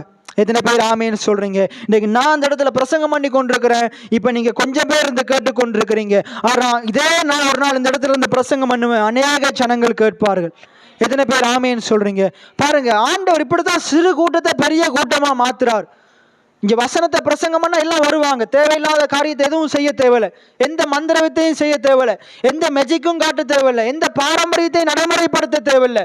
ஆண்டவருடைய வசனம் விருத்தியடைய விருத்தியடைய விருத்தியடைய சீஷர்களுடைய தொகை பெருகினது. எத்தனை பேர் ஆமீன்னு சொல்றீங்க? இந்த சபையில வார்த்தை விருத்தியடைய விருத்தியடைய விருத்தியடைய தான் இந்த சபையில ஜனங்கள் ஆத்துமாக்கள் பெருகுவார்கள். எத்தனை பேர் ஆமீன்னு சொல்றீங்க? உங்களுடைய இருதயத்திலையும் வசனம் விருத்தியடைய விருத்தியடைய தான் உங்களுடைய வாழ்க்கை பெருகும். உங்களுடைய வாழ்க்கை ஆசீர்வாதமா மாறும். உங்களுடைய வாழ்க்கை நிறைவா மாறும். எத்தனை பேர் ஆமீன்னு சொல்றீங்க? வசனம் விருத்தி அடைகிறது மிகவும் முக்கியமா இருக்குது. மிகவும் முக்கியமா இருக்குது. தொடர்ந்து பாருங்க, எல்லாரும் கர்த்தராகிய இயேசுவின் வசனத்தை கேட்டார்கள். அப்ப பவுல் என்னத்தை பேசினாரு? கர்த்தராகிய இயேசுவின் வசனத்தை பேசினார். இயேசு போதித்தாய்களை பேசினார். இயேசுவை குறிச்ச வெளிப்பாடுகளை பேசினார். இயேசு உண்டு பண்ணின நன்மைகளை பேசினார். இயேசுவினுடைய பரிபூர்ண சித்தத்தை பேசினார். இன்னைக்கு நான் என்னத்தை பேசிக் கொண்டிருக்கிறேன்? உலக பிரகாரமான வார்த்தைகளை பேசிக் கொண்டில்லை. உலகத்தின் சம்பாஷணைகளை பேசிக் கொண்டில்லை. ஆண்டவராகிய இயேசு கிறிஸ்து எழுதி வைத்திருக்கிற வெளிப்பாடுகளை பேசிக்கொண்டிருக்கிறேன். எத்தனை பேர் ஆமேன்னு சொல்றீங்க? உங்களுக்காக தேவன் ஏற்படுத்தின நன்மைகளை குறித்து பேசிக் கொண்டிருக்கிறேன். ஆண்டவர் உங்களுக்காக என்னத்தையெல்லாம் செய்து முடித்தார் என்று பேசிக் கொண்டிருக்கிறேன். ஆண்டவர் உங்களுக்காக என்னத்தையெல்லாம் ஆயத்தமாக்கி வைத்திருக்கிறார் என்று பேசிக் கொண்டிருக்கிறேன். அதுல ஒன்றுதான், ஆண்டவர் உங்களுக்காக செழிப்பு ஆயத்தம் பண்ணி வச்சிருக்கிறார். ஆதாம் ஏவாளுக்காக ஏதேன் தோட்டத்தை ஆயத்தம் பண்ணின ஆண்டவர், இஸ்ரவேல் ஜனங்களுக்காக அந்த கானான் தேசத்தை ஆயத்தம் பண்ணின ஆண்டவர். ஆண்டவர் பரமரி போகும்போது சொல்லிட்டு போறாரு, நான் உங்களுக்காக ஒரு ஸ்தலத்தை ஆயத்தம் பண்ண போகிறேன். நீங்கள் என்னோடு கூட இருக்கும்படியாகவும் நான் உங்களோடு கூட இருக்க வேண்டும்படியாகவும் நான் விரும்புகிறேன். நீங்கள் என் ஜனமா இருப்பீர்கள் என்று ஆண்டவர் சொல்றார். எத்தனை பேர் ஆமேன்னு சொல்றீங்க? நீங்க என்னோட வாசமா இருக்க நான் விரும்புறேன்னு சொல்றார். இன்னைக்கு ஆண்டவர் உங்களுக்காக ஒரு செழிப்பான ஜெயமுள்ள வாழ்க்கையை ஆயத்தம் பண்ணி வச்சிருக்கிறார். எத்தனை பேர் ஆமேன்னு சொல்றீங்க? நீங்க அதை சுதந்திரித்து கொள்ள வேண்டும் என்றால் இன்றைக்கு இந்த இன்றைய வார்த்தையின்படி உங்களுடைய மனதில் ஆண்டுடைய வார்த்தைகளை வைத்து உங்களுடைய மனதை விரிவுபடுத்தி கொள்ள வேண்டும். உங்களுடைய மனதில் ஆண்டுடைய வசனம் விருத்தி அடைய வேண்டும். ஏற்கனவே நீங்க அறிந்த சத்தியம் விருத்தி அடைய வேண்டும். இன்னும் நிறைய சத்தியங்களை அறிந்து கொள்ள வேண்டும். தொடர்ந்து சத்தியத்தை அறிந்து கொள்றதுக்கு நீங்க என்ன செய்யணும்? நீங்க சித்தமுள்ளவங்களா இருக்கணும். நீங்க உங்களுடைய செவிகளை ஆண்டுடைய சத்தியத்தின் பக்கம் திருப்பணும். அந்த ஜனங்கள் ஒன்றுமே செய்யலை. முதல் 3 மாசம் கேட்டாங்க, பிறகு 2 வருஷம் கேட்டாங்க. இப்ப கேட்கிற ஜனங்களுடைய தொகை பெருகிருச்சு. இப்ப வருடம் தோறும் ஆண்டுடைய வார்த்தைகளை கேட்டுக்கொண்டே இருக்கிறாங்க. எத்தனை பேர் ஆமேன்னு சொல்றீங்க? நீங்க எவ்வளவுதான் முன்னேறினாலும் ஆண்டுடைய வார்த்தைகளை கேட்கிறத நிப்பாட்டிடவே கூடாது. வசனம் பிரசங்கிக்கப்படும் போது உங்களுடைய வேலைகள் எல்லாம் விட்டுட்டு வசனத்தை கேட்கறதுக்கு போயிடணும். எத்தனை பேர் ஆமேன்னு சொல்றீங்க? பைபிள் சொல்லுது, இல்லை நான் வீட்டில இருந்து ஜெபம் பண்ணுவேன் பினகாஸ், வசனமெல்லாம் கேட்க தேவையில்லை. நான் வேலையை பார்த்துட்டு நான் எனக்கு டைம் ஃப்ரீயாக இருக்கும்போது நான் என்ன செய்வேன்? வீட்டில இருந்து பைபிளில் ஒரு அழகான வசனம் இருக்குது, வேதத்தை கேளாதபடி தன் செவியை விளக்குகிறவனுடைய ஜெபம். நீ வசனத்தை கேட்காம பிரசங்கத்தை கேட்காம நீ எவ்வளவு ஜெபம் பண்ணினாலும் அந்த ஜெபம் ஆண்டவருடைய பார்வையில் அருவருப்பானது. நீ எவ்வளவு பெரிய வசனத்தை சொல்லி ஜெபம் பண்ற ஆளா இருக்கலாம், எவ்வளவு மனுத்தியாலும் ஜெபம் பண்ற ஆளா இருக்கலாம். ஆனா வசனத்தை கேட்காம நீ ஜெபம் பண்ணுவையா இருந்தா அந்த ஜெபம் ஆண்டவருடைய பார்வையில் அருவருப்பானது. அந்த ஜெபத்தை ஆண்டவர் கேட்கவே மாட்டார். அந்த ஜெபத்தை அங்கீகரிக்கவே மாட்டார். அப்படிப்பட்ட ஜெபமும் அப்படிப்பட்ட ஜெபத்தை பண்ற மனுஷனும் ஆண்டவருக்கு பிரியமானவர்கள் அல்ல. எப்படிப்பட்ட மனுஷன் ஆண்டவருக்கு பிரியமானவன்? ஆண்டவருடைய வசனத்தை கேட்டு அதன்படி ஜெபிக்கிறவன். ஆண்டவர் அப்படிப்பட்ட மனுஷனுடைய ஜெபத்தை தான் அங்கீகரிக்கிறார். எத்தனை பேர் ஆமேன்னு சொல்றீங்க? ஆண்டவருடைய வசனத்தை கேட்காம ஜெபம் என்றவனுடைய ஜெபம் அது மாம்ச பிரகாரமான ஜெபமா இருக்குது. அப்படிப்பட்டவன் ஆண்டவருடைய வெளிப்பாடுகளை பயன்படுத்தி ஜெபம் பண்ணவே மாட்டான். ஆகையினால நான் உங்களுக்கு சொல்றேன், வார்த்தையை கேட்கிறது மிக முக்கியம். வார்த்தையின்படி ஜெபம் பண்றது மிக முக்கியமா இருக்குது. அப்ப இதுல தொடர்ந்து பாருங்க, அவங்க என்ன செய்தாங்க? இயேசுவின் வசனத்தை கேட்டார்கள். இன்னைக்கு நீங்க கேட்டுக்கொண்டிருக்கிற வார்த்தைகள் என்னுடைய வார்த்தைகள் அல்ல. என்ன இந்த வார்த்தை, நான் இந்த வார்த்தைகளை அறிஞ்சு கொள்ளாம நான் பேசுவனா இருந்தா என்னால பேசவே முடியாது. அதான் கலாத்தியர் 1:1 1:12 அங்க பவுல் எழுதி வச்சிருக்கிறார், மனுஷனாலும் அல்ல மனுஷன் மூலமாயும் அல்ல. அந்த வசனத்தை வாசிங்க. கலாத்தியர் 1:1 கலாத்தியர் 1:12 கலாத்தியர் 1ஆம் அதிகாரம் 1வது வசனத்தை வாசிங்க. மனுஷராலும் அல்ல மனுஷன் மூலமாயும் அல்ல, இயேசு கிறிஸ்துவினாலும். எல்லாம் சொல்லுங்க, இயேசு கிறிஸ்துவினாலும். வாசிங்க. அவரை மரித்தோரிலிருந்து எழுப்பின பிதாவாகிய தேவனாலும். அப்படியே 12வது வசனத்தை வாசிங்க. பவுல் அறிஞ்ச வெளிப்பாடுகளை, பவுல் அறிஞ்ச சத்தியங்களை அவர் சொல்றாரு, நான் இதெல்லாவற்றையும் ஒரு மனுஷனால பெற்றதும் இல்லை, ஒரு மனுஷனிடத்திலிருந்து கற்றதும் இல்லை, இயேசு கிறிஸ்துவினால்தான் அது வெளிப்படுத்தப்பட்டது. எத்தனை பேர் ஆமீன் சொல்றீங்க? இன்னைக்கு நான் போதிக்கிற போதனைகள் எந்த மனுஷனிடத்திலிருந்து பெற்றதும் இல்லை, எந்த மனுஷனிடத்திலிருந்து கற்றதும் இல்லை. இதை வெளிப்படுத்தினவர் ஆண்டவர் குமாரனாகி இயேசு கிறிஸ்துவா இருக்கிறார். எத்தனை பேர் ஆமீன் சொல்றீங்க? இன்னைக்கு இதை உங்களுக்கு விளங்கும்படி செய்கிறவரும் அவராத்தான் இருக்கிறார். எத்தனை பேர் ஆமீன் சொல்றீங்க? இப்ப நம்ம திருப்பி வருவோம், அப்போஸ்தலர் 19க்கு வருவோம். அப்ப இயேசுவினுடைய வசனத்தை கேட்டார்கள். இன்னைக்கு நீங்க கேட்டுக்கொண்டிருக்கிற வார்த்தைகள் மனுஷனுடைய வார்த்தைகள் அல்ல, என்னுடைய சுயத்திலிருந்து பேசுகிற வார்த்தைகள் அல்ல. இது இயேசு கிறிஸ்து தான் நேசிக்கிற பிள்ளைகளுக்காக உண்டு பண்ணின வார்த்தைகளா இருக்குது. எத்தனை பேர் ஆமேன்னு சொல்றீங்க? உங்களுடைய வாழ்க்கையை மாற்ற போகிற வார்த்தையா இருக்குது. தொடர்ந்து நீங்க வாசிங்க. பவுலின் கைகளினாலே தேவன் விசேஷித்த அற்புதங்களை செய்தருளினார், உருமாறுதல்களையும் கச்சைகளையும் கொண்டு வந்து வியாதிக்காரர் மேல் போட்டார்கள். வியாதிகள் அவர்களை விட்டு நீங்கி போயின. பொல்லாத ஆவிகளும் அவைகளை விட்டு புறப்பட்டன. அப்பொழுது மந்திரவாதிகளாகிய சிலர்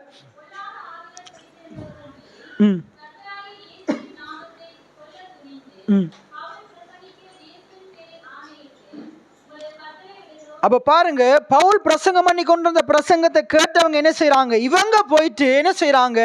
பவுல் பிரசங்கிக்கிற இயேசுவின் நாமத்தினால சொல்லுகிறேன், உன்னுடைய பிணிகளை விட்டு நீ வெளியே வாண்டு கட்டளையிடுறாங்க. எத்தனை பேர் ஆமேன்னு சொல்றீங்க? இன்னைக்கு நீங்க போயிட்டு என்ன செய்றீங்க? நான் கேட்ட ஆணுடைய வார்த்தையின்படி நான் சொல்றேன், இயேசுவின் நாமத்தினால சொல்றேன் அப்படின்னு சொல்லி நீங்க ஜெபிக்கும் போது, நீங்க ஜெபிச்சாலும் அற்புதங்கள் நடக்கும், நீங்க ஜெபிச்சாலும் அடையாளங்கள் நடக்கும். பிரசங்கிக்கிறவன் தான் வரணும் என்று இல்லை, கர்த்தர் உங்களை கொண்டு செய்வார். எத்தனை பேர் ஆமேன்னு சொல்றீங்க? விசுவாசமுள்ள ஜெபம் பிணியாளிகளை ரட்சிக்கும். விசுவாசமுள்ள ஜெபம் அற்புதங்களை செய்யும். விசுவாசமுள்ள ஜெபம் தடைகளை உடைத்தறியும். எத்தனை பேர் ஆமேன்னு சொல்றீங்க? ஆகையினால நீங்க ஜெபிச்சா ஆண்டவர் அற்புதங்களை செய்ய வல்லமையுள்ளவராக இருக்கிறார். அப்ப நீங்க என்ன செய்யணும்? ஆண்டவருடைய வார்த்தைகளை கேட்கணும். இப்படிப்பட்ட சத்தியங்களை கேட்டாதான் நான் ஜெபிச்சாலும் ஆண்டவர் தலை அசைப்பார் என்ற சத்தியத்தை அறிந்து கொள்ள முடியும். நான் ஜெபிச்சாலும் ஆண்டவர் இறங்கி வருவார் என்ற சத்தியத்தை அறிந்து கொள்ள முடியும். தைரியமா ஜெபிக்கவும் முடியும். தொடர்ந்து வாசிங்க. பிரதான ஆசாரியனாகிய ஸ்தேவான் என்னும் ஒரு ஜூதனுடைய குமாரன் 7 பேர் இப்படி செய்தார்கள். பொல்லாத ஆவி அவர்களை நோக்கி, இயேசுவை அறிவேன், பவுலை அறிவேன், நீங்கள் யார் என்று சொல்லி பொல்லாத ஆவியுடைய மனுஷன் அவர்கள் மேல் பாய்ந்து பலாத்காரம் பண்ணி அவர்களை மேற்கொள்ள அவர்கள் நிர்வாணிகளும் காயப்பட்டவர்களும் ஆகி அந்த வீட்டை விட்டு ஓடி போனார்கள். அப்பொழுது எபேசுவிலே குடியிருந்த ஜூதர் கிரேக்கர் அனைவரும் தெரிய வந்த போது அவர்கள் எல்லாரும் பயமடைந்தார்கள். கர்த்தராகிய இயேசுவின் நாமம் மகிமைப்பட்டது. எத்தனை பேர் ஆமேன்னு சொல்றீங்க? உங்க மூலமா ஆண்டுடைய நாமம் மகிமைப்படும். எத்தனை பேர் ஆமேன்னு சொல்றீங்க? நீங்க ஜெபிச்சு அற்புதம் நடந்தா ஆண்டுடைய நாமம் மகிமைப்படும். நான் ஜெபிச்சு சுகமடைந்தா மாத்திரமல்ல, நீங்க ஜெபிச்சு அற்புதம் நடக்கும் போது, நீங்க ஜெபிச்சு சுகம் உண்டாகும் போது, விடுதலை உண்டாகும் போது, வெற்றி உண்டாகும் போது, நீங்க ஜெபிக்கிற மனுஷனுடைய வாழ்க்கை ஜீவியம் மாறும் போது அது ஆண்டவருக்கு மகிமையா இருக்கும். உங்களுக்கு மகிமை இல்லை, ஆண்டவருக்கு மகிமையா இருக்கும். எத்தனை பேர் ஆமேன்னு சொல்றீங்க? அதுக்கப்புறம் தான் இந்த வசனம் வருது. விசுவாசித்தவர்களில் அநேகர் வந்து தங்கள் செய்கைகளை வெளிப்படுத்தி, எத்தனை பேர் ஆமேன்னு சொல்றீங்க? வார்த்தைகளை பேசினா போதும், விசுவாசிக்கிறவங்க தானா ஓடி வருவாங்க. விசுவாசிக்கிறவங்களுடைய வாழ்க்கையில மாற்றத்தை பார்க்க முடியும். இன்னைக்கு இத்தனை வருஷமா அந்த இடத்துல போயிச்சு கொண்டிருக்கிறோம். உண்மையா நீங்க இந்த வார்த்தைகளை கேட்டு விசுவாசிப்பீங்கன்னா நிச்சயமா வெளிப்பிரகாரமா மாற்றத்தை பார்க்க முடியும். கிரியைகள்ல ஒரு வித்தியாசம் தெரியும், உங்களுடைய ஜெபத்துல ஒரு வித்தியாசம் தெரியும், நீங்க ஆண்டவரை தேடுறதுல ஒரு வித்தியாசம் தெரியும், நீங்க சர்ச்சுக்கு வர்ற டைம்ல ஒரு வித்தியாசம் தெரியும். எத்தனை பேர் ஆமேன்னு சொல்றீங்க? நீங்க உண்மையா சரியா விசுவாசிப்பீங்களா இருந்தா, இந்த வார்த்தைகளை கேட்டு சரியா விசுவாசிப்பீங்களா இருந்தா ஆண்டவருக்கு கொடுக்கிற தசமபாகத்துல ஒரு வித்தியாசம் தெரியும், காணிக்கைகள்ல ஒரு வித்தியாசம் தெரியும், ஆண்டவருக்கு கொடுக்கறதுல ஒரு வித்தியாசம் தெரியும். நீங்க உதாரத்துவம் உள்ள ஆத்துமாவா கொடுக்கிறவர்களா நீங்க இருப்பீங்க. எத்தனை பேர் ஆமேன்னு சொல்றீங்க? நீங்க மற்றவங்களுக்கு உதவி செய்கிறதுல ஒரு வித்தியாசம் தெரியும், உங்களுடைய ஜெபத்தில் ஒரு வித்தியாசம் தெரியும். மிக முக்கியமானது, நான் நம்புற காரியம், டைம் ஆண்டவருக்கு கொடுக்கிற நேரத்தில் முதலாவது அங்கதான் அந்த நேரத்தில் ஒரு வித்தியாசம் தெரியும். ஆனால் ஒழுங்கான விசுவாசம் இல்லாதவன் டைமில் ஆண்டவருக்கு சரியாக நேரத்தை கொடுக்க மாட்டான், சரியாக ஆண்டுடைய வார்த்தையை கேட்க மாட்டான், சரியாக ஜெபம் பண்ண மாட்டான். அவனுடைய ஜெபம் பண்ணி கொண்டிருக்கும் போதே சோர்வு வந்துடும். ஆண்டுடைய வார்த்தைகளை கேட்க மாட்டான், ஆண்டவருக்கு ஒழுங்கா தசமபாகம் காணிக்கைகளை கொடுக்க மாட்டான், ஆண்டவருக்குரியவைகளை சரியாக கொடுக்க மாட்டான். ஆனால் விசுவாசிக்கிறவனுடைய வாழ்க்கையில நிச்சயமா வித்தியாசம் தெரியும். எத்தனை பேர் ஆமேன்னு சொல்றீங்க? அவனுடைய வார்த்தைகள்லையும் வித்தியாசம் தெரியும். அவன் வித்தியாசமா உள்ளவனா பேசுவான். தொடர்ந்து பாருங்க, விசுவாசித்தவர்களில் அநேகர் தங்கள் செய்கைகளை வெளிப்படுத்தி, அதான் சொல்றனே, விசுவாசிக்கிறவன் சும்மா இருக்க மாட்டான், விசுவாசிக்கிறவனால சும்மா இருக்க முடியாது. அவன் என்ன செய்வான்? தன்னுடைய செய்கைகள்ல நான் விசுவாசிக்கிறேன் என்றதை வெளிப்படுத்துவான். எத்தனை பேர் ஆமேன்னு சொல்றீங்க? நான் ஆண்டவரை நம்புறேன்றதை வெளிப்படுத்துவான், நான் ஆண்டவர் மேல என்னுடைய நம்பிக்கையை வச்சிருக்கிறேன் என்றதை வெளிப்படுத்துவான். எத்தனை பேர் ஆமேன்னு சொல்றீங்க? இன்னைக்கு நீங்க இந்த இடத்துல இருக்கிற நீங்க உண்மையா ஆண்டவரை விசுவாசிப்பீங்களா இருந்தா உங்களுடைய செய்கைகள்ல நீங்க வெளிப்படுத்துவீங்க. உங்களுடைய செய்கைகள் வித்தியாசமா இருக்கும். நான் கொஞ்சம் செய்கைகளை சொல்றேன். ஆலயத்துக்கு நேரத்துக்கு வருவீங்க, ஜெப கூட்டத்துக்கு டைமுக்கு வருவீங்க. உங்களுக்கு எவ்வளவு பெரிய வேலையா இருந்தாலும் அதை தூக்கி போட்டுட்டு கர்த்தரை நம்புவீங்களா இருந்தால் நீங்க ஓடி வருவீங்க. எத்தனை பேர் ஆமேன்னு சொல்றீங்க? பஞ்ச காலத்திலையும் நீங்க விதைப்பீங்க. எத்தனை பேர் ஆமேன்னு சொல்றீங்க? எத்தனை பேர் பெரிய பெரிய போராட்டங்களுடைய வாழ்க்கையில் இருந்தாலும் முதலாவது ஆண்டுடைய ராஜ்யம் நீதியை தேடுவீங்க. அதிகாலம் எழும்பின உடனே அது கிச்சனில் சட்டிப்பான கழுவலை, உடுப்பு துவைக்கல, அது துவைக்கல, இது துவைக்கல குற்றம் கதைக்காம, ஆண்டவரே இந்த காலையில் எனக்கு நீங்கள் நல்ல ஜீவனை தந்திருக்கிறீங்க, நல்ல சுகபலத்தை தந்திருக்கிறீங்க, அதற்காக நன்றின்னு சொல்லி அந்த நாளை ஆரம்பிப்பீங்க. எத்தனை பேர் ஆமேன்னு சொல்றீங்க? முதலாவது ஆண்டுடைய ராஜ்யத்தை தேடுவீங்க. ஓய்வு நாளை பரிசுத்தமாக ஆசரிப்பீங்க, தவறாம ஆலயத்துக்கு வருவீங்க. அப்ப அதே போல ஆண்டவருக்கு கொடுக்க வேண்டிய காரியத்தில் சரியா இருப்பீங்க, ஜெபங்களில் கலந்து கொள்வீங்க.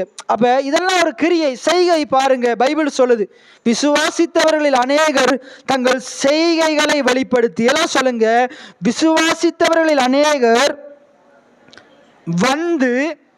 அப்ப விசுவாசிக்கிறவன் என்ன செய்வானா? ஒழுங்கா வருவானா?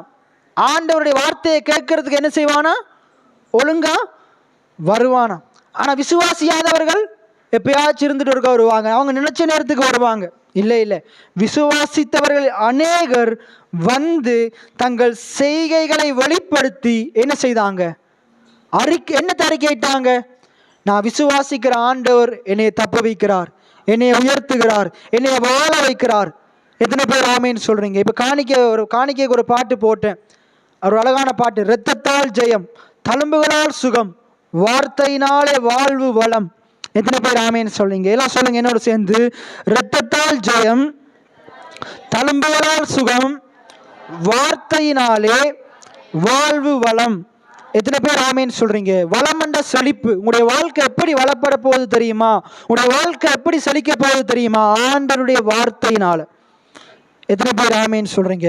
ஆண்டவருடைய வார்த்தையை நீங்க கேட்க கேட்க கேட்க கேட்க, ஆண்டவருடைய வார்த்தைகளை நீங்க உங்களுடைய மனதிலையும் இருதயத்திலையும் வைத்து வைத்து உங்களுடைய வாயினால பேச பேச அந்த வசனம் என்ன செய்யும்? அந்த வசனம் உங்களுக்குள்ள விருத்தி அடைந்து உங்களுடைய வாழ்க்கையை வளமுள்ளதாக்கும், உங்களுடைய வாழ்க்கையை செழிப்பான வாழ்க்கையை மாற்றும். எத்தனை பேர் விசுவாசிக்கிறீங்க? அப்ப இதுல பாருங்க, அழகா அந்த வசனம் சொல்லுது, விசுவாசித்தவர்கள் அநேகர் தங்கள் செய்கைகளை வெளிப்படுத்தி என்ன செய்தாங்க? அறிக்கையிட்டார்கள். இன்னைக்கு நீங்க விசுவாசிப்பீங்களா இருந்தா நீங்க ஒழுங்கா வருவீங்க. அடுத்தது, உங்களுடைய செய்கைகள் வித்தியாசமா இருக்கும், உங்களுடைய அறிக்கை வித்தியாசமா இருக்கும். நீங்க கர்த்தர் நல்லவர் அறிக்கை செய்வீங்க, கர்த்தர் என்னை வாழ வைக்கிறவர் அறிக்கை செய்வீங்க, என் கர்த்தர் உண்மை உள்ளவர் அறிக்கை செய்வீங்க, கர்த்தர் என்னை நடத்துகிறார் அறிக்கை செய்வீங்க, கர்த்தரின் தலைகளை நிமர பண்ணினார் அறிக்கை செய்வீங்க, கர்த்தரின் குறைவுகளை கிறிஸ்து இயேசுவுக்குள் மகிமையை நிறைவாக்கினார் அறிக்கை செய்வீங்க. எத்தனை பேர் ஆமேன்னு சொல்றீங்க? கர்த்தர் என்னை பலப்படுத்துகிறார் அறிக்கை செய்வீங்க. நான் சாகாமல் பிழைத்திருந்து கர்த்தருடைய செய்கைகளை விவரிப்பேன் அறிக்கை செய்வீங்க. எத்தனை பேர் ஆமேன்னு சொல்றீங்க? சிங்கக்குட்டி தாட்சி அடைந்து பட்டினியா இருக்கும், கர்த்தரை தேடுகிற நான் பட்டினியா இருப்பதில்லை, நான் குறைவடைவதில்லை, நான் தாழ்ந்து போவதில்லை. இப்படிப்பட்ட அறிக்கை விசுவாசிக்கிறவனுடைய வாயில இருக்கும். எல்லாம் திருப்பி இது அப்படியே வச்சு கூட எடுத்துக்கொள்ளுங்க. 2 கொரிந்தியர் 4:13. 2 கொரிந்தியர் 4:13. விசுவாசித்தேன், ஆகையால் பேசினேன், என்று எழுதியிருக்கிறபடி நாங்களும் அந்த விசுவாசத்தின் ஆவியை உடையவர்களாய் இருந்து விசுவாசிக்கிறபடியால் பேசுகிறோம். பாருங்க, விசுவாசித்தேன் ஆகையால். விசுவாசிக்கிறவன் என்னத்தை பேசுவான்? விசுவாசித்தவைகளை பேசுவான். எத்தனை பேர் ஆமேன்னு சொல்றீங்க? இப்ப நான் கர்த்தர் நல்லவர்னு விசுவாசிக்கிறதாலதான் எத்தனை பேர் கர்த்தர் கெட்டவர், அழிக்கிறவர், வெற்றவர், கொத்தவர்னு சொன்னாலும் நான் தைரியமா கர்த்தர் நல்லவர்னு பேசுறேன். எத்தனை பேர் ஆமேன்னு சொல்றீங்க? கர்த்தர் எடுக்கிறவர் அல்ல, கர்த்தர் கொடுக்கிறவர்னு நான் விசுவாசிக்கிறதாலதான் எத்தனை பேர் கர்த்தர் எடுக்கிறவர்னு சொன்னாலும் நான் கர்த்தர் கொடுக்கிறவர்னு பேசுறேன். எத்தனை பேர் ஆமேன்னு சொல்றீங்க? இன்னைக்கு நீங்களும் இப்படி விசுவாசிப்பீங்களா இருந்தா நீங்களும் இப்படித்தான் பேசுவீங்க. எத்தனை பேர் ஆமேன்னு சொல்றீங்க? கர்த்தரை குறித்து யார் அவர், அவர் எப்படிப்பட்டவர், அவர் எப்படிப்பட்டவர்னு நீங்க அறிஞ்சு வச்சிருப்பீங்களா இருந்தா நீங்க அதையே பேசி கொண்டிருப்பீங்க. 1000 பேர் அவருக்கு விரோதமா 1000 நிந்தனையான வார்த்தைகளை பேசலாம், ஆனா உங்களுடைய வாய் அது விசுவாசமுள்ள வார்த்தைகளை வசனிக்கும். எத்தனை பேர் ஆமேன்னு சொல்றீங்க? நான் அப்படியே நீங்க எசேக்கியேல் 37க்கு வாங்க. ஒரு சின்ன சம்பவத்தை நான் உங்களுக்கு காட்டுறேன். விசுவாசிக்கிறவன் எப்படி பேசுவான், விசுவாசிக்கிறவன் நடக்க முடியாத காரியங்களை பார்த்து எப்படி பேசுவான். நீங்களும் உங்களுடைய சூழ்நிலைகளை பார்த்து எப்படி பேசணும், உங்களுடைய குறைவுபட்ட ஜீவியத்தை பார்த்து நீங்க எப்படி பேசணும், உங்களுடைய மனதை எப்படி விருத்தி அடைகிறதுக்கு ஏதுவா அதை பயிற்றுவிக்கணும். எசேக்கியேல் 37 திருப்பி கொள்ளுங்க. எசேக்கியேல் 37வது அதிகாரத்துல நீங்க 1 தொடக்கம் வாசிங்க. கர்த்தருடைய கை என்மேல் அமர்ந்து கர்த்தர் என்னை ஆவிக்குள்ளாக்கி வெளியே கொண்டு போய் எலும்புகள் நிறைந்த ஒரு பள்ளத்தாக்கின் நடுவில் நிறுத்தி என்னை அவைகளின் அருகே சுற்றி நடக்க பண்ணினார். இதோ பள்ளத்தாக்கின் வெட்ட வழியிலே அந்த எலும்புகள் மகா திரளாய் கிடந்தது, அவைகள் மிகவும் உலர்ந்ததுமாயிருந்தது. அவர் என்னை நோக்கி, மனுபுத்திரனே, இந்த எலும்புகள் உயிரடையுமா என்று கேட்டார். அதற்கு நான், கர்த்தராகிய ஆண்டவரே, தேவரீர் அதை அறிவேன் என்றேன். இப்ப நான் சொல்றது அவ்வளவுதான். நீங்க இதுல பாருங்க, 1வது வசனத்தை பாருங்க. கர்த்தருடைய கை, கர்த்தருடைய கை என்ற பரிசுத்த ஆவியானவரை குறித்து சொல்லப்படுது. கர்த்தருடைய கை என் மேல் அமர்ந்தது. இன்றைக்கு கர்த்தருடைய ஆவியானவர் உங்களுக்குள்ள இருக்கிறார், உங்க மேல இல்ல. பழைய ஏற்பாட்டுல மேல இருந்தாரு, இப்ப உங்களுக்குள்ள இருக்கிறார். எத்தனை பேர் ஆமேன்னு சொல்றீங்க? இன்னைக்கு உங்களுக்குள்ள இருக்கிறார். கொலோசியர் 1:25 சொல்லுது, அவர் மகிமையின் நம்பிக்கையாக உங்களுக்குள் இருப்பது அந்த ரகசியமா இருக்குது. நீங்க தேவனுடைய ஆலயமா இருக்கிறீங்க, தேவன் உங்களுக்குள்ள வாசமா இருக்கிறார். எத்தனை பேர் ஆமேன்னு சொல்றீங்க? ஆகையினால் அவர் உங்களுக்குள்ள இருக்கிறார். அப்ப கர்த்தருடைய கை என் மேல் அமர்ந்தது. இன்றைக்கு ஆவியானவர் உங்களுக்குள்ள இருக்கிறாரு. கர்த்தர் என்னை ஆவிக்குள்ளாக்கினார். இன்றைக்கு உங்கள் ஆண்டவர் ஆவிக்குரியவனா மாற்றி இருக்கிறார். கலாத்தியர் 6:1 சொல்லுது, ஆவிக்குரியவர்களாகிய நீங்க யாரு? மாம்சத்துக்குரியவர்கள் அல்ல. நீங்க யாரு? ஆவிக்குரியவர்கள். எத்தனை பேர் ஆமீன்னு சொல்றீங்க? அப்ப அங்க சொல்றாரு பாருங்க, நீங்க ஆவிக்குள்ள, கர்த்தர் என்னை ஆவிக்குள்ளாக்கி வெளியே கொண்டு போய். இன்னைக்கு ஆண்டவர் உங்களை ஆவிக்குரியவனா மாற்றி, ஆதாமுக்குள்ள மாம்சத்துக்குரியவனா இருந்த உங்களை கிறிஸ்துவுக்குள்ள ஆவிக்குரியவனா மாற்றி இருக்கிறார். எல்லாம் சொல்லுங்க, ஆதாமுக்குள்ள மாம்சத்துக்குள்ளவனா இருந்த என்னைய இன்று கிறிஸ்துவுக்குள்ள ஆவிக்குரியவனா மாற்றி இருக்கிறார். எத்தனை பேர் ஆமேன்னு சொல்றீங்க? இன்றைக்கு ஆவிக்குரியவங்களா மாற்றி உங்களை அப்படியே விடலை. எப்படி இஸ்ரவேல் ஜனங்களை யாத்திராகமம் 3:8 அடிப்படையில் எகிப்திலிருந்து வெளியே கானானுக்குள்ள கொண்டு வந்தாரோ, உங்களை என்ன செய்யறாரு? அந்த வாழ்க்கையை விட்டு வெளியே கொண்டு வர்றாரு. இதுல சொல்லுது பாருங்க, உங்களை ஆவிக்குரியவனாய் மாற்றி வெளியே கொண்டு வர்றார். எத்தனை பேர் ஆமேன்னு சொல்றீங்க? இப்போ நான் அங்க இருக்கிறத உங்களோட வாழ்க்கையில எப்படி பேசி கொண்டிருக்கிறேன், உங்களோட வாழ்க்கையில நீங்க எப்படி பார்க்கணும்னு பேசி கொண்டிருக்கிறேன். அங்க இருக்கிறது அப்படியே பேசல, அது எப்படி உங்களுடைய வாழ்க்கையில் அபியாசப்படுத்தணும்னு பேசி கொண்டிருக்கிறேன். இதுல எத்தனை பேருக்கு நான் சொல்றது விளங்குதோ தெரியல. நீங்க திருப்பி அந்த வசனத்தை பாருங்க. கர்த்தருடைய கையெண்டா பரிசுத்த ஆவியானவர். பழைய ஏற்பாட்டு காலத்துல பரிசுத்த ஆவியானவர் என்ன செய்வாரு? அவரை வந்துட்டு போவார். ஆனா நிரந்தரமா ஒரு மனுஷனுக்குள்ள தங்க மாட்டார். பழைய ஏற்பாட்டுல பரிசுத்த ஆவியானவர் ஆசாரியர் மேலேயும் தீர்க்கதரிசிகள் மேலேயும் அபிஷேகம் பண்ணப்பட்டவர்கள் மேலேயும் தான் இருப்பார். ஆனா புதிய ஏற்பாட்டுல குமாரனாகிய இயேசு கிறிஸ்துவின் இரத்தத்தினால கழுவப்பட்ட உங்க ஒவ்வொருத்தருக்குள்ள அவர் வாசமா இருக்கிறார். எத்தனை பேர் ஆமேன்னு சொல்றீங்க? இன்னைக்கு பரிசுத்த ஆவியானவர் உங்களுக்குள்ள இருக்கிறார். உங்களை ஆவிக்குரியவனா மாற்றி இருக்கிறார். நீங்க மாம்சத்துக்குரியவர்கள் அல்ல, நீங்க ஆவிக்குரியவர்களா இருக்கிறீங்க. எத்தனை பேர் ஆமீன் சொல்றீங்க? சொல்லுங்க, நான் மாம்சத்துக்குரியவன் அல்ல, நான் ஆவிக்குரியவனா இருக்கிறேன். அப்ப பாருங்க, ஆவிக்குரிய உங்களை என்ன செய்யறார்? ஏற்கனவே இருந்த எல்லா நிலைமைகள் இருந்தும் வெளியே கொண்டு வர்றார். ஆபிரகாம் அந்த கூடாரத்தை விட்டு வெளியே கொண்டு வந்தார், வானத்தை அண்ணாந்து பார்க்க சொன்னார். இன்னைக்கு உங்களையும் வெளியே கொண்டு வர்றார், உங்களையும் வெளியே கொண்டு வர்றாரு. சொல்றாரு, என் பிள்ளை வெளியே வா, இருந்த உன்னுடைய குறைவுகளை பார்த்து கொண்டிருக்காத, உன்னுடைய குறைவுபட்டிய ஜீவியத்தை பார்த்து கொண்டிருக்காத, உனக்கு இருக்கிற வறுமையை பார்த்து கொண்டிருக்காத, உனக்கு இருக்கிற பலவீனத்தை பார்த்து கொண்டிருக்காத, உனக்கு இருக்கிற வியாதியை பார்த்து கொண்டிருக்கிறாத. வெளியே வா, அந்த மனநிலையை விட்டு வெளியே வா, உன்னுடைய மனதை விருத்தியடைய செய்து கொள்ளு. ஆண்டுடைய வார்த்தையை கேளு, வசனத்தினால் உன்னுடைய இருதயத்தை நிரப்பு, உன்னுடைய ஜீவியம் நிச்சயமா மாறும். எத்தனை பேர் ஆமீன் சொல்றீங்க? சொல்றாரு பாருங்க, வெளியே கொண்டு போய் எலும்புகள் நிறைந்த ஒரு பள்ளத்தாக்கின் நடுவிலே நிறுத்தி என்னை அவைகளை அருகே சுற்றி நடக்க பண்ணினார். இதோ பள்ளத்தாக்கின் வெட்ட வழியிலே அந்த எலும்புகள் மகா திரளாய் கிடந்தது. இன்னைக்கு நம்ம வழியை வந்து இந்த உலகத்தை பார்க்கும் போது எப்படி தெரியுது? ஐயோ, இந்த உலகத்துல என்னால வாழவே முடியாது, இந்த உலகத்துல வாழ்றதுக்கு இன்னைக்கு நிறைய பேர் என்னத்தை சொல்றாங்க?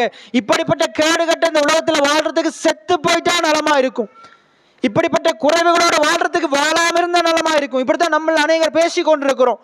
ஐயோ ஆண்டவரை, இந்த உலகத்துல ஜெயிக்கவே முடியாது, இந்த உலகத்துல செழிக்கவே முடியாது, இந்த உலகத்துல சுகமா வாழவே முடியாது, இந்த மனுஷங்களோட சந்தோஷமா இருக்க முடியாது, சமாதானமா இருக்க முடியாது.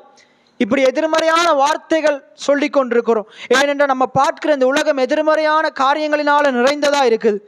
பாருங்க, அங்க என்ன கிடக்குது? அவங்க சுற்றி பார்க்கும்போது, சுற்றி நடக்கும்போது அங்க திரளான எலும்புகள் கிடக்குதான், மகா திரளா எலும்புகள் கிடக்குதான், அது உலர்ந்து போய் கிடக்குதான், அது ஜீவனற்று கிடக்குதான், அது கனிகொடாத மாதிரி கிடக்குதான். அன்றைக்கு நம்ம பார்க்கிற இந்த உலகமும் அப்படித்தான். பாருங்க, நம்மளை சுற்றி எல்லாமே தீமைக்கு ஏதுவா நடக்குது, எல்லாமே தீமைக்கு ஏதுவா காணப்படுகிறது. நம்ம பார்க்கும்போது இந்த உலகத்துல ஜெயிக்க முடியும் என்ற நம்பிக்கையே இல்லாம இருக்குது, இந்த உலகத்துல முன்னேற முடியும் என்ற நம்பிக்கையே இல்லாம இருக்குது, இந்த உலகத்துல வெற்றி பெற முடியும், செழிக்க முடியும் என்ற நம்பிக்கையே இல்லாம இருக்குது. ஆனா கர்த்தரை நம்பி இருப்போமா இருந்தா, கர்த்தரை நம்புகிறவன் இப்படிப்பட்ட உலகத்திலையும் செழிப்பான். எத்தனை பேர் ஆமீன்னு சொல்றீங்க? ஒரு வேளை இந்த உதயபுரத்தை நினைச்சு நீங்க இந்த கிராமத்துல முன்னேறவே முடியாதுன்ற மாதிரி நீங்க இருக்கலாம். ஆண்டவர் சொல்றாரு, இந்த பட்டணத்துல அவங்களை செழிக்க செய்வார். நீ பட்டணத்திலும் ஆசீர்வதிக்கப்பட்டிருப்ப, வெளியிலும் ஆசீர்வதிக்கப்பட்டிருப்ப. இன்னைக்கு 1000 பேர் இந்த கிராமத்தை குறித்து என்னவும் சொல்லலாம். கர்த்தர் நம்ம கொண்டு இந்த கிராமத்தை மாற்றுவார், இந்த கிராமத்தினுடைய பேரை பெருமைப்படுத்துவார். எத்தனை பேர் ஆமேன்னு சொல்றீங்க? அநேகரை இந்த கிராமத்துக்கு ஓடி வரும்படிக்கு தேவன் இந்த சபையை விசாலமாக்குவார். இதுல ஆத்துமாக்களை பெருக செய்வார். இந்த இடத்துல இன்னும் அதிகமா ஆண்டுடைய சத்தியங்கள், வழிபாடுகள் பிரசங்கிக்கப்படும். பெரிய அற்புத அடையாளங்கள் ஆண்டவர் செய்வார். எத்தனை பேர் ஆமீன்னு சொல்றீங்க? குறைபட்ட விசுவாசியுடைய வாழ்க்கை நிச்சயமா செழிப்படையும். எத்தனை பேர் ஆமீன்னு சொல்றீங்க? அப்ப இதெல்லாம் நாங்க விசுவாசிக்கணும். பாருங்க, ஏன் நான் இதை பேசுறேன்டா, நான் விசுவாசிக்கிற ஆண்டவர் இதை செய்து முடிக்க வல்லமையுள்ளவராக இருக்கிறார். அதுல பாருங்க, மிகவும் உணர்ந்ததா இருந்தது. இன்னைக்கு ஒருவேளை இப்படிப்பட்ட ஜீவியத்துக்குள்ள நீங்க இருக்கலாம். உங்களுடைய சூழ்நிலைகளை பார்க்கும்போது எல்லாம் உலர்ந்து கிடக்கலாம், முன்னேற முடியாதுன்ற நம்பிக்கையை கொண்டு வரலாம். இப்ப நீங்க என்னத்தை சொல்லணும்? அந்த இடத்துல அந்த மனுஷன் என்ன சொன்னா, அந்த மனுபுத்திரன் என்ன சொன்னா, இப்ப நீங்க தான் அந்த மனுபுத்திரன். இப்ப அந்த மனுபுத்திரனை உங்களா பாருங்க, நீங்களா பாருங்க. இப்ப நான் என் பேரை சொல்லி பார்க்கணும். அந்த மனுபுத்திரன் யாரு? நான் தான். எல்லாம் சொல்லுங்க, நான் தான்.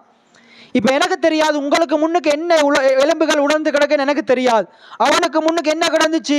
நிறைய காரியங்கள் உலர்ந்து கிடந்தது. இப்ப நான் என்னைய கொண்டு பார்க்கிறேன், எனக்கு முன்னுக்கு இந்த நிறைய வெட்ட வழிகள் காணப்படுது, நிறைய குறைவான ஜனங்கள் குறைவாக காணப்படுறாங்க. நான் இதை பார்த்து பேச போறேன். எப்படி பேச போறேன்? இங்க வறுமையா இருக்கிற இடங்களை ஆண்டவர் நிரப்ப போறார். எத்தனை பேர் ஆமீன்னு சொல்றீங்க? இப்ப நீங்க உங்களை வச்சு கொண்டு பாருங்க. அவர் என்னை நோக்கி, இப்ப ஆண்டவர் உங்களை பார்த்து சொல்றாரு, உன்னுடைய வாழ்க்கையில உனக்கு முன்னுக்கு கிடக்கிற குறைவுகளை பாரு, உன்னுடைய வாழ்க்கையில இருக்கிற எதிர்மறையான சூழ்நிலைகளை பாரு. மனுபுத்திரனே, இந்த எலும்புகள் உயிரடையுமா என்று கேட்கிறார். இப்ப ஆண்டவர் உங்க ஒவ்வொருத்தரையும் பார்த்து கேட்கிறார், உனக்கு முன்னுக்கு இருக்கிற கஷ்டம் மாறுமா என்று நீ விசுவாசிக்கிறியா? ஆண்டவர் உன்னைய பார்த்து கேட்கிறார், உன்னுடைய வாழ்க்கையில் இருக்கிற குறைவுகள் மாறும் என்று நீ விசுவாசிக்கிறியா? நீங்க என்னத்தை சொல்ல போறீங்க? தேவரீர் அதை அறிவீர் என்று சொல்ல போறீங்களா? இல்ல நிச்சயமா மாறும் என்று சொல்ல போறீங்களா? உங்களுக்கு முன்னுக்கு நிறைய பெரிய பெரிய கடன் பிரச்சனைகள் இருக்கலாம். இப்போ ஆண்டவர் பார்த்து கேட்குறாரு, இந்த கடனை என்னால் மாற்ற முடியும், அந்த கடனை மாற்ற அளவுக்கு உன்னை ஆசீர்வதிக்க முடியும்னு நீ விசுவாசிக்கிறியா? ஆண்டவரே அது உமக்கு தான் தெரியும், ஒருவேளை நீங்கள் ஆசீர்வதிக்கலாட்டி என்ன பண்ணுறது அப்படி சொல்ல போகிறீங்களா? இல்லை இல்லை, நிச்சயமாக மாறும் அப்படி சொல்ல போகிறீங்களா? இதே போல உங்களுக்கு முன்னுக்கு நிறைய தேவைகள் இருக்கலாம், பெரிய பெரிய தேவைகள் இருக்கலாம். ஒரு வீடு கட்டுமான அந்த தேவை இருக்கலாம், பாத்ரூம் கட்டுற தேவை இருக்கலாம், இப்படி பெரிய உலக பிரகாரமான பொருளாதார தேவைகள் இருக்கலாம். இன்னைக்கு ஒருவேளை அது கட்டுறதுக்குரிய பணம் உங்கள்கிட்ட இல்லாமல் இருக்கலாம், வருமானம் இல்லாமல் இருக்கலாம். ஆண்டவரால் அதை கட்டி முடிக்கிறதுக்கு திராணியை ஏற்படுத்த முடியும் என்று நீ விசுவாசிக்கிறியா? உன்னை பலப்படுத்த முடியும் என்று நீ விசுவாசிக்கிறியா? ஆண்டவர் கேட்கிறார், மனுபுத்திரனே இந்த எலும்புகள் உயிரடையுமா? இன்றைக்கு ஆண்டு உங்க ஒவ்வொருத்தரையும் பார்த்து கேட்கிறார், உன்னுடைய சூழ்நிலைகள் மாறும் என்று நீ விசுவாசிக்கிறியா? உன்னுடைய சூழ்நிலைகள் மாறுமா? எல்லாம் சொல்லுங்க, நிச்சயமாய் மாறும். இருதயத்தில் சந்தேகப்படாம யார் யாரெல்லாம் சொன்னீங்களோ நிச்சயமா நீங்க சொன்னபடி உங்களுக்கு ஆகும். எத்தனை பேர் ஆமீன்னு சொல்றீங்க? அப்ப கேட்கிறாரு, மனுபுத்திரனே இந்த எலும்புகள் உயிரடையுமா? உயிரடையுமா? இப்ப நீங்க பக்கத்தில் இருக்கிறாளுக்கு பார்த்து கேளுங்க, உன்னுடைய சூழ்நிலை மாறும் என்று விசுவாசிக்கிறியா? உன்னுடைய குறைவுகள் மாறும் என்று விசுவாசிக்கிறியா? என்ன சொல்றாங்கன்னு கேளுங்க. ஒருவேளை மாறினாலும் மாறும் அப்படியா சொல்றாங்க? நிச்சயமா மாறும். எத்தனை பேர் ஆமேன்னு சொல்றீங்க? ஆண்டவரால் மாற்ற முடியாத காரியம் ஒன்றுமே, அவர் கல்லான இருதயத்தையும் சதையா மாற்றுவார். எத்தனை பேர் ஆமேன்னு சொல்றீங்க? அவர் கல்லுக்குள்ள தேரையை வச்சவரே அவர் தான். எத்தனை பேர் ஆமேன்னு சொல்றீங்க? எனக்கு உங்களுடைய வாழ்க்கையில உங்களுக்கு எட்டாவது ஆசீர்வாதங்களை அவர் கொண்டு வந்து தருவார். பாருங்க, அதுல அழகான பாட்டு, எட்டி காய் போல் கசக்கும் நம்முடைய வாழ்க்கையை அவருடைய பாச கைகள் என்ன செய்தான்? எட்டி பிடிக்குதான். நம்ம ஆண்டுடைய பாதத்தை நம்ம கட்டி பிடிக்கும் போது ஆண்டவர் நம்மளை அதிகமாக ஆசீர்வதிக்கிறவராக இருக்கிறார். ரைட், தொடர்ந்து நம்ம வாசிச்சு நிறைவு செய்வோம். தொடர்ந்து பாருங்க, அவன் சொல்றான், தேவரீர் அதை, ஆனா அப்படி சொல்லக்கூடாது. நம்ம அப்படி சொல்லணும், ஆண்டவரே உமக்கு தான் தெரியும்னு சொல்லக்கூடாது. ஆண்டவரே உமக்கு சித்தமானால் அப்படியே செய்யும்னு சொல்லக்கூடாது. ஆண்டவரே உமக்கு சித்தம் உண்டு, என்னுடைய வாழ்க்கையை மாற்றும்னு சொல்லணும். எத்தனை பேர் ஆமேன்னு சொல்றீங்க? ரைட், அப்பொழுது அவர், இப்ப ஆண்டவர் சொல்றாரு பாருங்க, நீ இந்த எலும்புகளை குறித்து தீர்க்க தரிசனம் என்ன சொல்றாரு? நீ போயிட்டு அந்த பாஸ்டர்கிட்ட போ, பாஸ்டர்கிட்ட போயிட்டு தலையை கூட அவர் தீர்க்க தரிசனம் சொல் அப்படியா சொல்றாரு? நீ தீர்க்க தரிசன முறை இன்னைக்கு ஆண்டவர் உனக்கு சொல்றார், இந்த இடத்துல இருக்கிற உனக்கு சொல்றார், நீ தீர்க்க தரிசன முறை. நீ அதை என்ன வாகனம் என்று நீ பேசு, அது என்ன வாகனம் என்று பேசு. எலும்பு உயிரடையணுமா? உயிரடையணும் என்று சொல்லு. எல்லாம் அப்படியே கிடக்கணுமா? அப்படியே கிடக்கணும் என்று சொல்லு. நீ என்னத்தை விசுவாசிக்கிறியோ அதை பேசுன்னு சொல்றார். இன்னைக்கு நீங்க என்ன சொல்ல போறீங்க? என்னுடைய குறைவுகள் மாறுவதா என்று சொல்ல போறீங்களா? ஆண்டவரே குறையா கிடக்குது என்று சொல்ல போறீங்களா?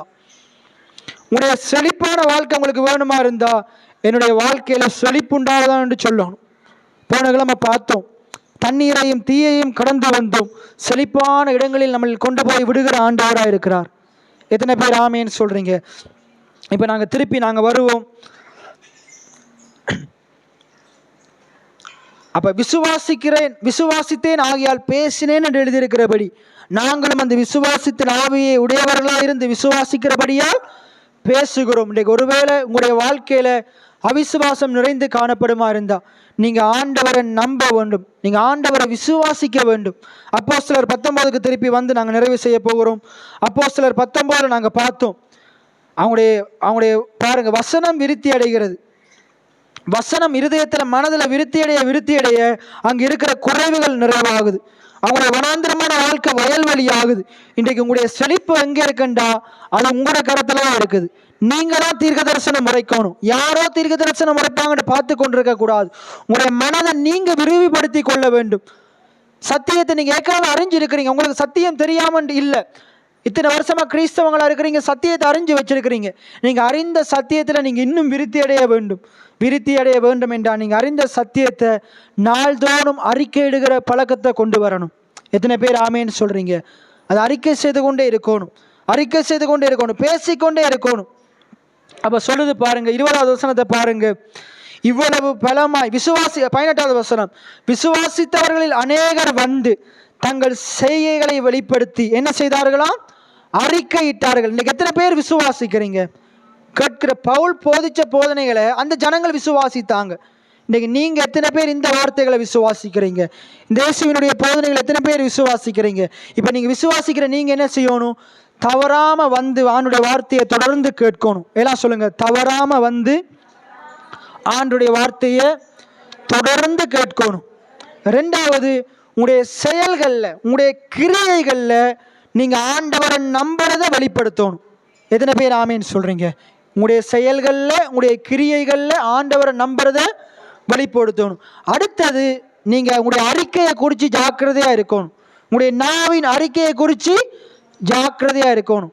நாவு மிகவும் முக்கியம், வாய் மிகவும் முக்கியம். வாய் மாறாமல் வாழ்க்கை மாறாது. தொடர்ந்து கீழே நீங்கள் பார்த்தீங்கன்னா, மாயை வித்தைக்காரர்களாக இருந்தவர்களில் அநேகர் தங்கள் புஸ்தகங்களை கொண்டு வந்து எல்லோருக்கும் முன்பாக சுட்டரித்தார்கள். அவைகளில் கிரயத்தை தொகை பார்த்து 10,000 வெள்ளிக்காசை கண்டார்கள். இவ்வளவு பலமாய் கர்த்தருடைய வசனம் விருத்தியடைந்து மேற்கொண்டது. அங்கே பார்த்தீங்கன்னா நிறைய மாய வித்தைக்காரங்க இருக்கிறாங்க. மேஜிக் புக்குகள் இருக்குது, புத்தகங்கள் இருக்குது, விலையுயர்ந்த புத்தகங்கள்லாம் இருக்குது. அது எல்லாவற்றையும் சிலதை எரித்திட்டு சிலதை கொண்டு போய் விற்று அதில் வந்த பணத்தை, கிட்டத்தட்ட பல லட்ச கோடிக்கணக்கான பணத்தை கொண்டு வந்து அவங்க என்ன செய்கிறாங்க, ஊழியக்காரன்ட்ட கொடுக்குறாங்க. கொடுத்து ஊழியத்துக்கு கொடுக்குறாங்க. கொடுக்கும்போது இவ்வளவு பலமாய் கர்த்தருடைய வசனம் விருத்தியடைந்து மேற்கொண்டது. இவைகள் முடிந்த பின்பு பவுல் என்ன செய்கிறார், அங்கால மற்ற ஊழியங்களுக்குள்ள போறார். அப்போ இப்போ பாருங்க, வசனம் விருத்தியடையத்தான் என்ன செஞ்சது, தொகை பெருகுது. இன்றைக்கு உங்களுடைய இருதயத்துக்குள்ள வார்த்தை விருத்தி அடைஞ்சாதான் உங்களுடைய வாழ்க்கை மாறும். நம்முடைய சபையில் வசனம் பேசப்படுகிறது விருத்தி அடைந்தாதான் சபையில் ஆத்துமாக்கள் பெருகுவாங்க. எத்தனை பேர் ஆமேன்னு சொல்கிறீங்க? ஆத்துமாக்கள் பெருகுவாங்க. உங்களுடைய வீட்டில் ஆசீர்வாதம் வேணுமா, உங்களுடைய குறைவுபட்ட ஜீவியம் மாறணுமா, வசனத்தினால் உங்களுடைய மனதை மறுரூபப்படுத்தி கொள்ளுங்க. ஆண்டுடைய நன்மை என்னது, ஆண்டுடைய பிரியம் என்னது, ஆண்டுடைய பரிபூர்ண சித்தம் என்னது என்று எப்படி அறிஞ்சு கொள்ளலாம்? வசனம் மூலமாக அறிஞ்சு கொள்ளலாம். திருப்பியும் கேட்குறேன், ஆண்டவர் உங்களுக்காக ஏற்படுத்தின நன்மைகள் எவை, ஆண்டவருடைய பிரியம் என்னது, ஆண்டுடைய பரிபூர்ண சித்தம் என்னென்று எப்படி அறிஞ்சு கொள்ளலாம்? வசனத்தின் மூலமாக அறிஞ்சு கொள்ளலாம். அதை அறிஞ்சு கொள்ள உங்களுடைய மனம் மறுரூபப்படும். எத்தனை பேர் ஆமேன்னு சொல்றீங்க? மனம் மறுரூபப்பட உங்களுடைய மனம் விரிவடையும், உங்களுடைய மனம் விசாலம் அடையும். அது விசாலம் அடைந்தாலே போதும், கர்த்தர் உங்களுக்கு துணை நின்று உங்களுடைய வாழ்க்கையை செழிப்புள்ள வாழ்க்கையாக மாற்றுவார். எத்தனை பேர் ஆமேன்னு சொல்றீங்க? பிரியமானவனே, உன் ஆத்துமா வாழ்கிறது போல நீ எல்லாவற்றிலும் வாழ்ந்து சுகமா இருக்கணும் என்று ஆண்டவர் விரும்புகிறார். இன்னைக்கு நிறைய விசுவாசியுடைய மனம் கடினப்பட்டு கிடக்குது, அவிசுவாசத்தோடு இருக்குது. அப்படி ஒருவேளை இந்த இடத்துல இருக்கிற உங்களுடைய மனம் இருக்குமா இருந்தா, உங்களுடைய இருதயத்தை கர்த்தருக்கு கொடுங்க. உங்களுடைய இருதயத்தை கர்த்தருக்கு ஒப்பு கொடுங்க. கர்த்தர் காரியங்களை வாய்க்க செய்வார். உங்களுடைய வாழ்க்கையை ஜெயமுள்ள வாழ்க்கையா மாற்றுவார், செழிப்புள்ள வாழ்க்கையா மாற்றுவார். எத்தனை பேர் ஆமேன்னு சொல்றீங்க? இன்றைக்கு நீங்க காதால கேட்ட சத்தியத்தை நிச்சயமா கண்களால பார்ப்பீங்க, உங்களுடைய கரங்கள்ல ஏந்துவீங்க.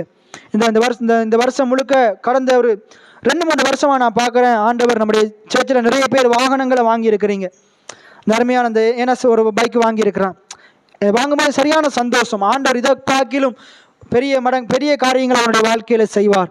இந்த இடத்துல இன்னும் நிறைய பேர் குறைவுகளோடு இருக்கிறீங்க, ஆண்டவர் உங்களுக்கும் கொடுப்பார். எத்தனை பேர் ஆமேன்னு சொல்றீங்க? நல்ல வாகனங்களை கொடுப்பார், நல்ல வீடுகளை கொடுப்பார், வீடு முழுவதும் நல்ல காரியங்களை ஆண்டவர் கொடுப்பார். அங்கால ஆண்டவர் எல்லாம் கொடுக்கும்போது இங்கால ஆவிக்குரிய காரியத்தை விட்டுறாதீங்க. தொடர்ந்து ஜெபம் பண்ணுங்க. என்ன எல்லாம் வரும்போது இன்னும் அதிகமாக ஆண்டவருடைய வார்த்தையை கேளுங்க, இன்னும் அதிகமாக ஆண்டவரை தேடுங்க, வசனத்தை கேளுங்க. ஆண்டவர் இங்கால பொருளாதாரத்தை ஆசீர்வதிக்கும் போது அங்கால பணத்துக்கு பின்னால போயிடாதீங்க, பொருள்களுக்கு பின்னால போயிடாதீங்க, ஆசீர்வாதத்துக்கு பின்னால போயிடாதீங்க, தொழிலுக்கு பின்னால போயிடாதீங்க.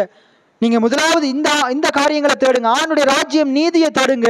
இது எல்லாவற்றையும் ஆண்டவர் அதிகமாக கூட கொடுத்து கொண்டே போவார். எத்தனை பேர் ஆமேன்னு சொல்றீங்க?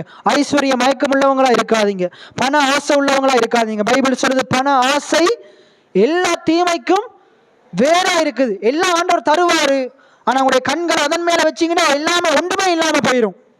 ஒன்றுமே இல்லாம நான் சில பேரை பார்க்குறேன், எல்லாம் வந்துச்சு இப்போ ஒன்றும் இல்லாம கிடக்குறாங்க. உங்களுடைய வாழ்க்கையும் அப்படி போயிடக்கூடாது. நீங்க நாளுக்கு நாள் விருத்தி அடைகிறவங்களா இருக்கணும்.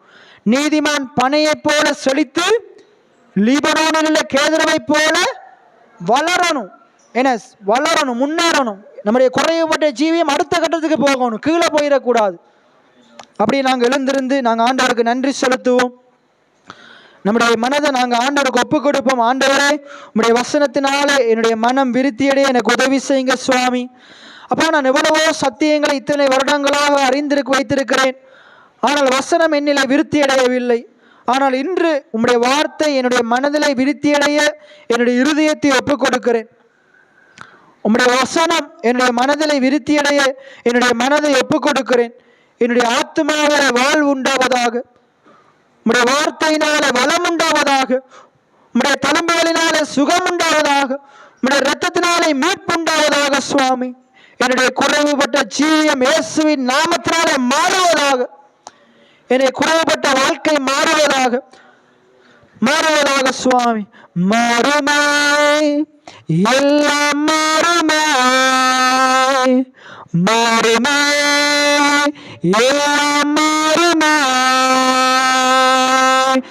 தொட்டு சுகமாக்கும் இயேசுவே, நீர் தொட்டால் போதும் எந்தன் வாழ்க்கை மாறுமாய், நீர் தொட்டால் போதும் எந்தன் வாழ்க்கை மாறுமாய், மாறுமாய் எல்லாம் மாறுமாய். விசுவாசத்தோடு மாறுமாய் எல்லாம் மாறுமாய். கடனும் உடனும் கடனும் மரணம் என்னை முடக்க முடியாது, கடல் மேல் நிறைந்த கர்த்தர் என்னும் நினைப்பதால் சுலபம், கடனும் உடனும் என்னை முடக்க முடியாது, கடல் மேல் நிறைந்த கர்த்தர் என்னும் இருக்கிறார், கடல் மேல் என்னை நடக்க செய்வார், கடனாயெல்லாம் மாறச் செய்வார், கடல் மேல் என்னை நடக்க செய்வார், கடனாயெல்லாம் மாறச் செய்வார். மாறுமாய் எல்லாம் மாறுமே. கைகளை உயர்த்தி செல்லும் அவரை நோக்கி பார்த்து மாறுமாய் எல்லாம் விசுவாசத்தோடு மாறுமே, மாறுமாய் எல்லாம் மாறுமே.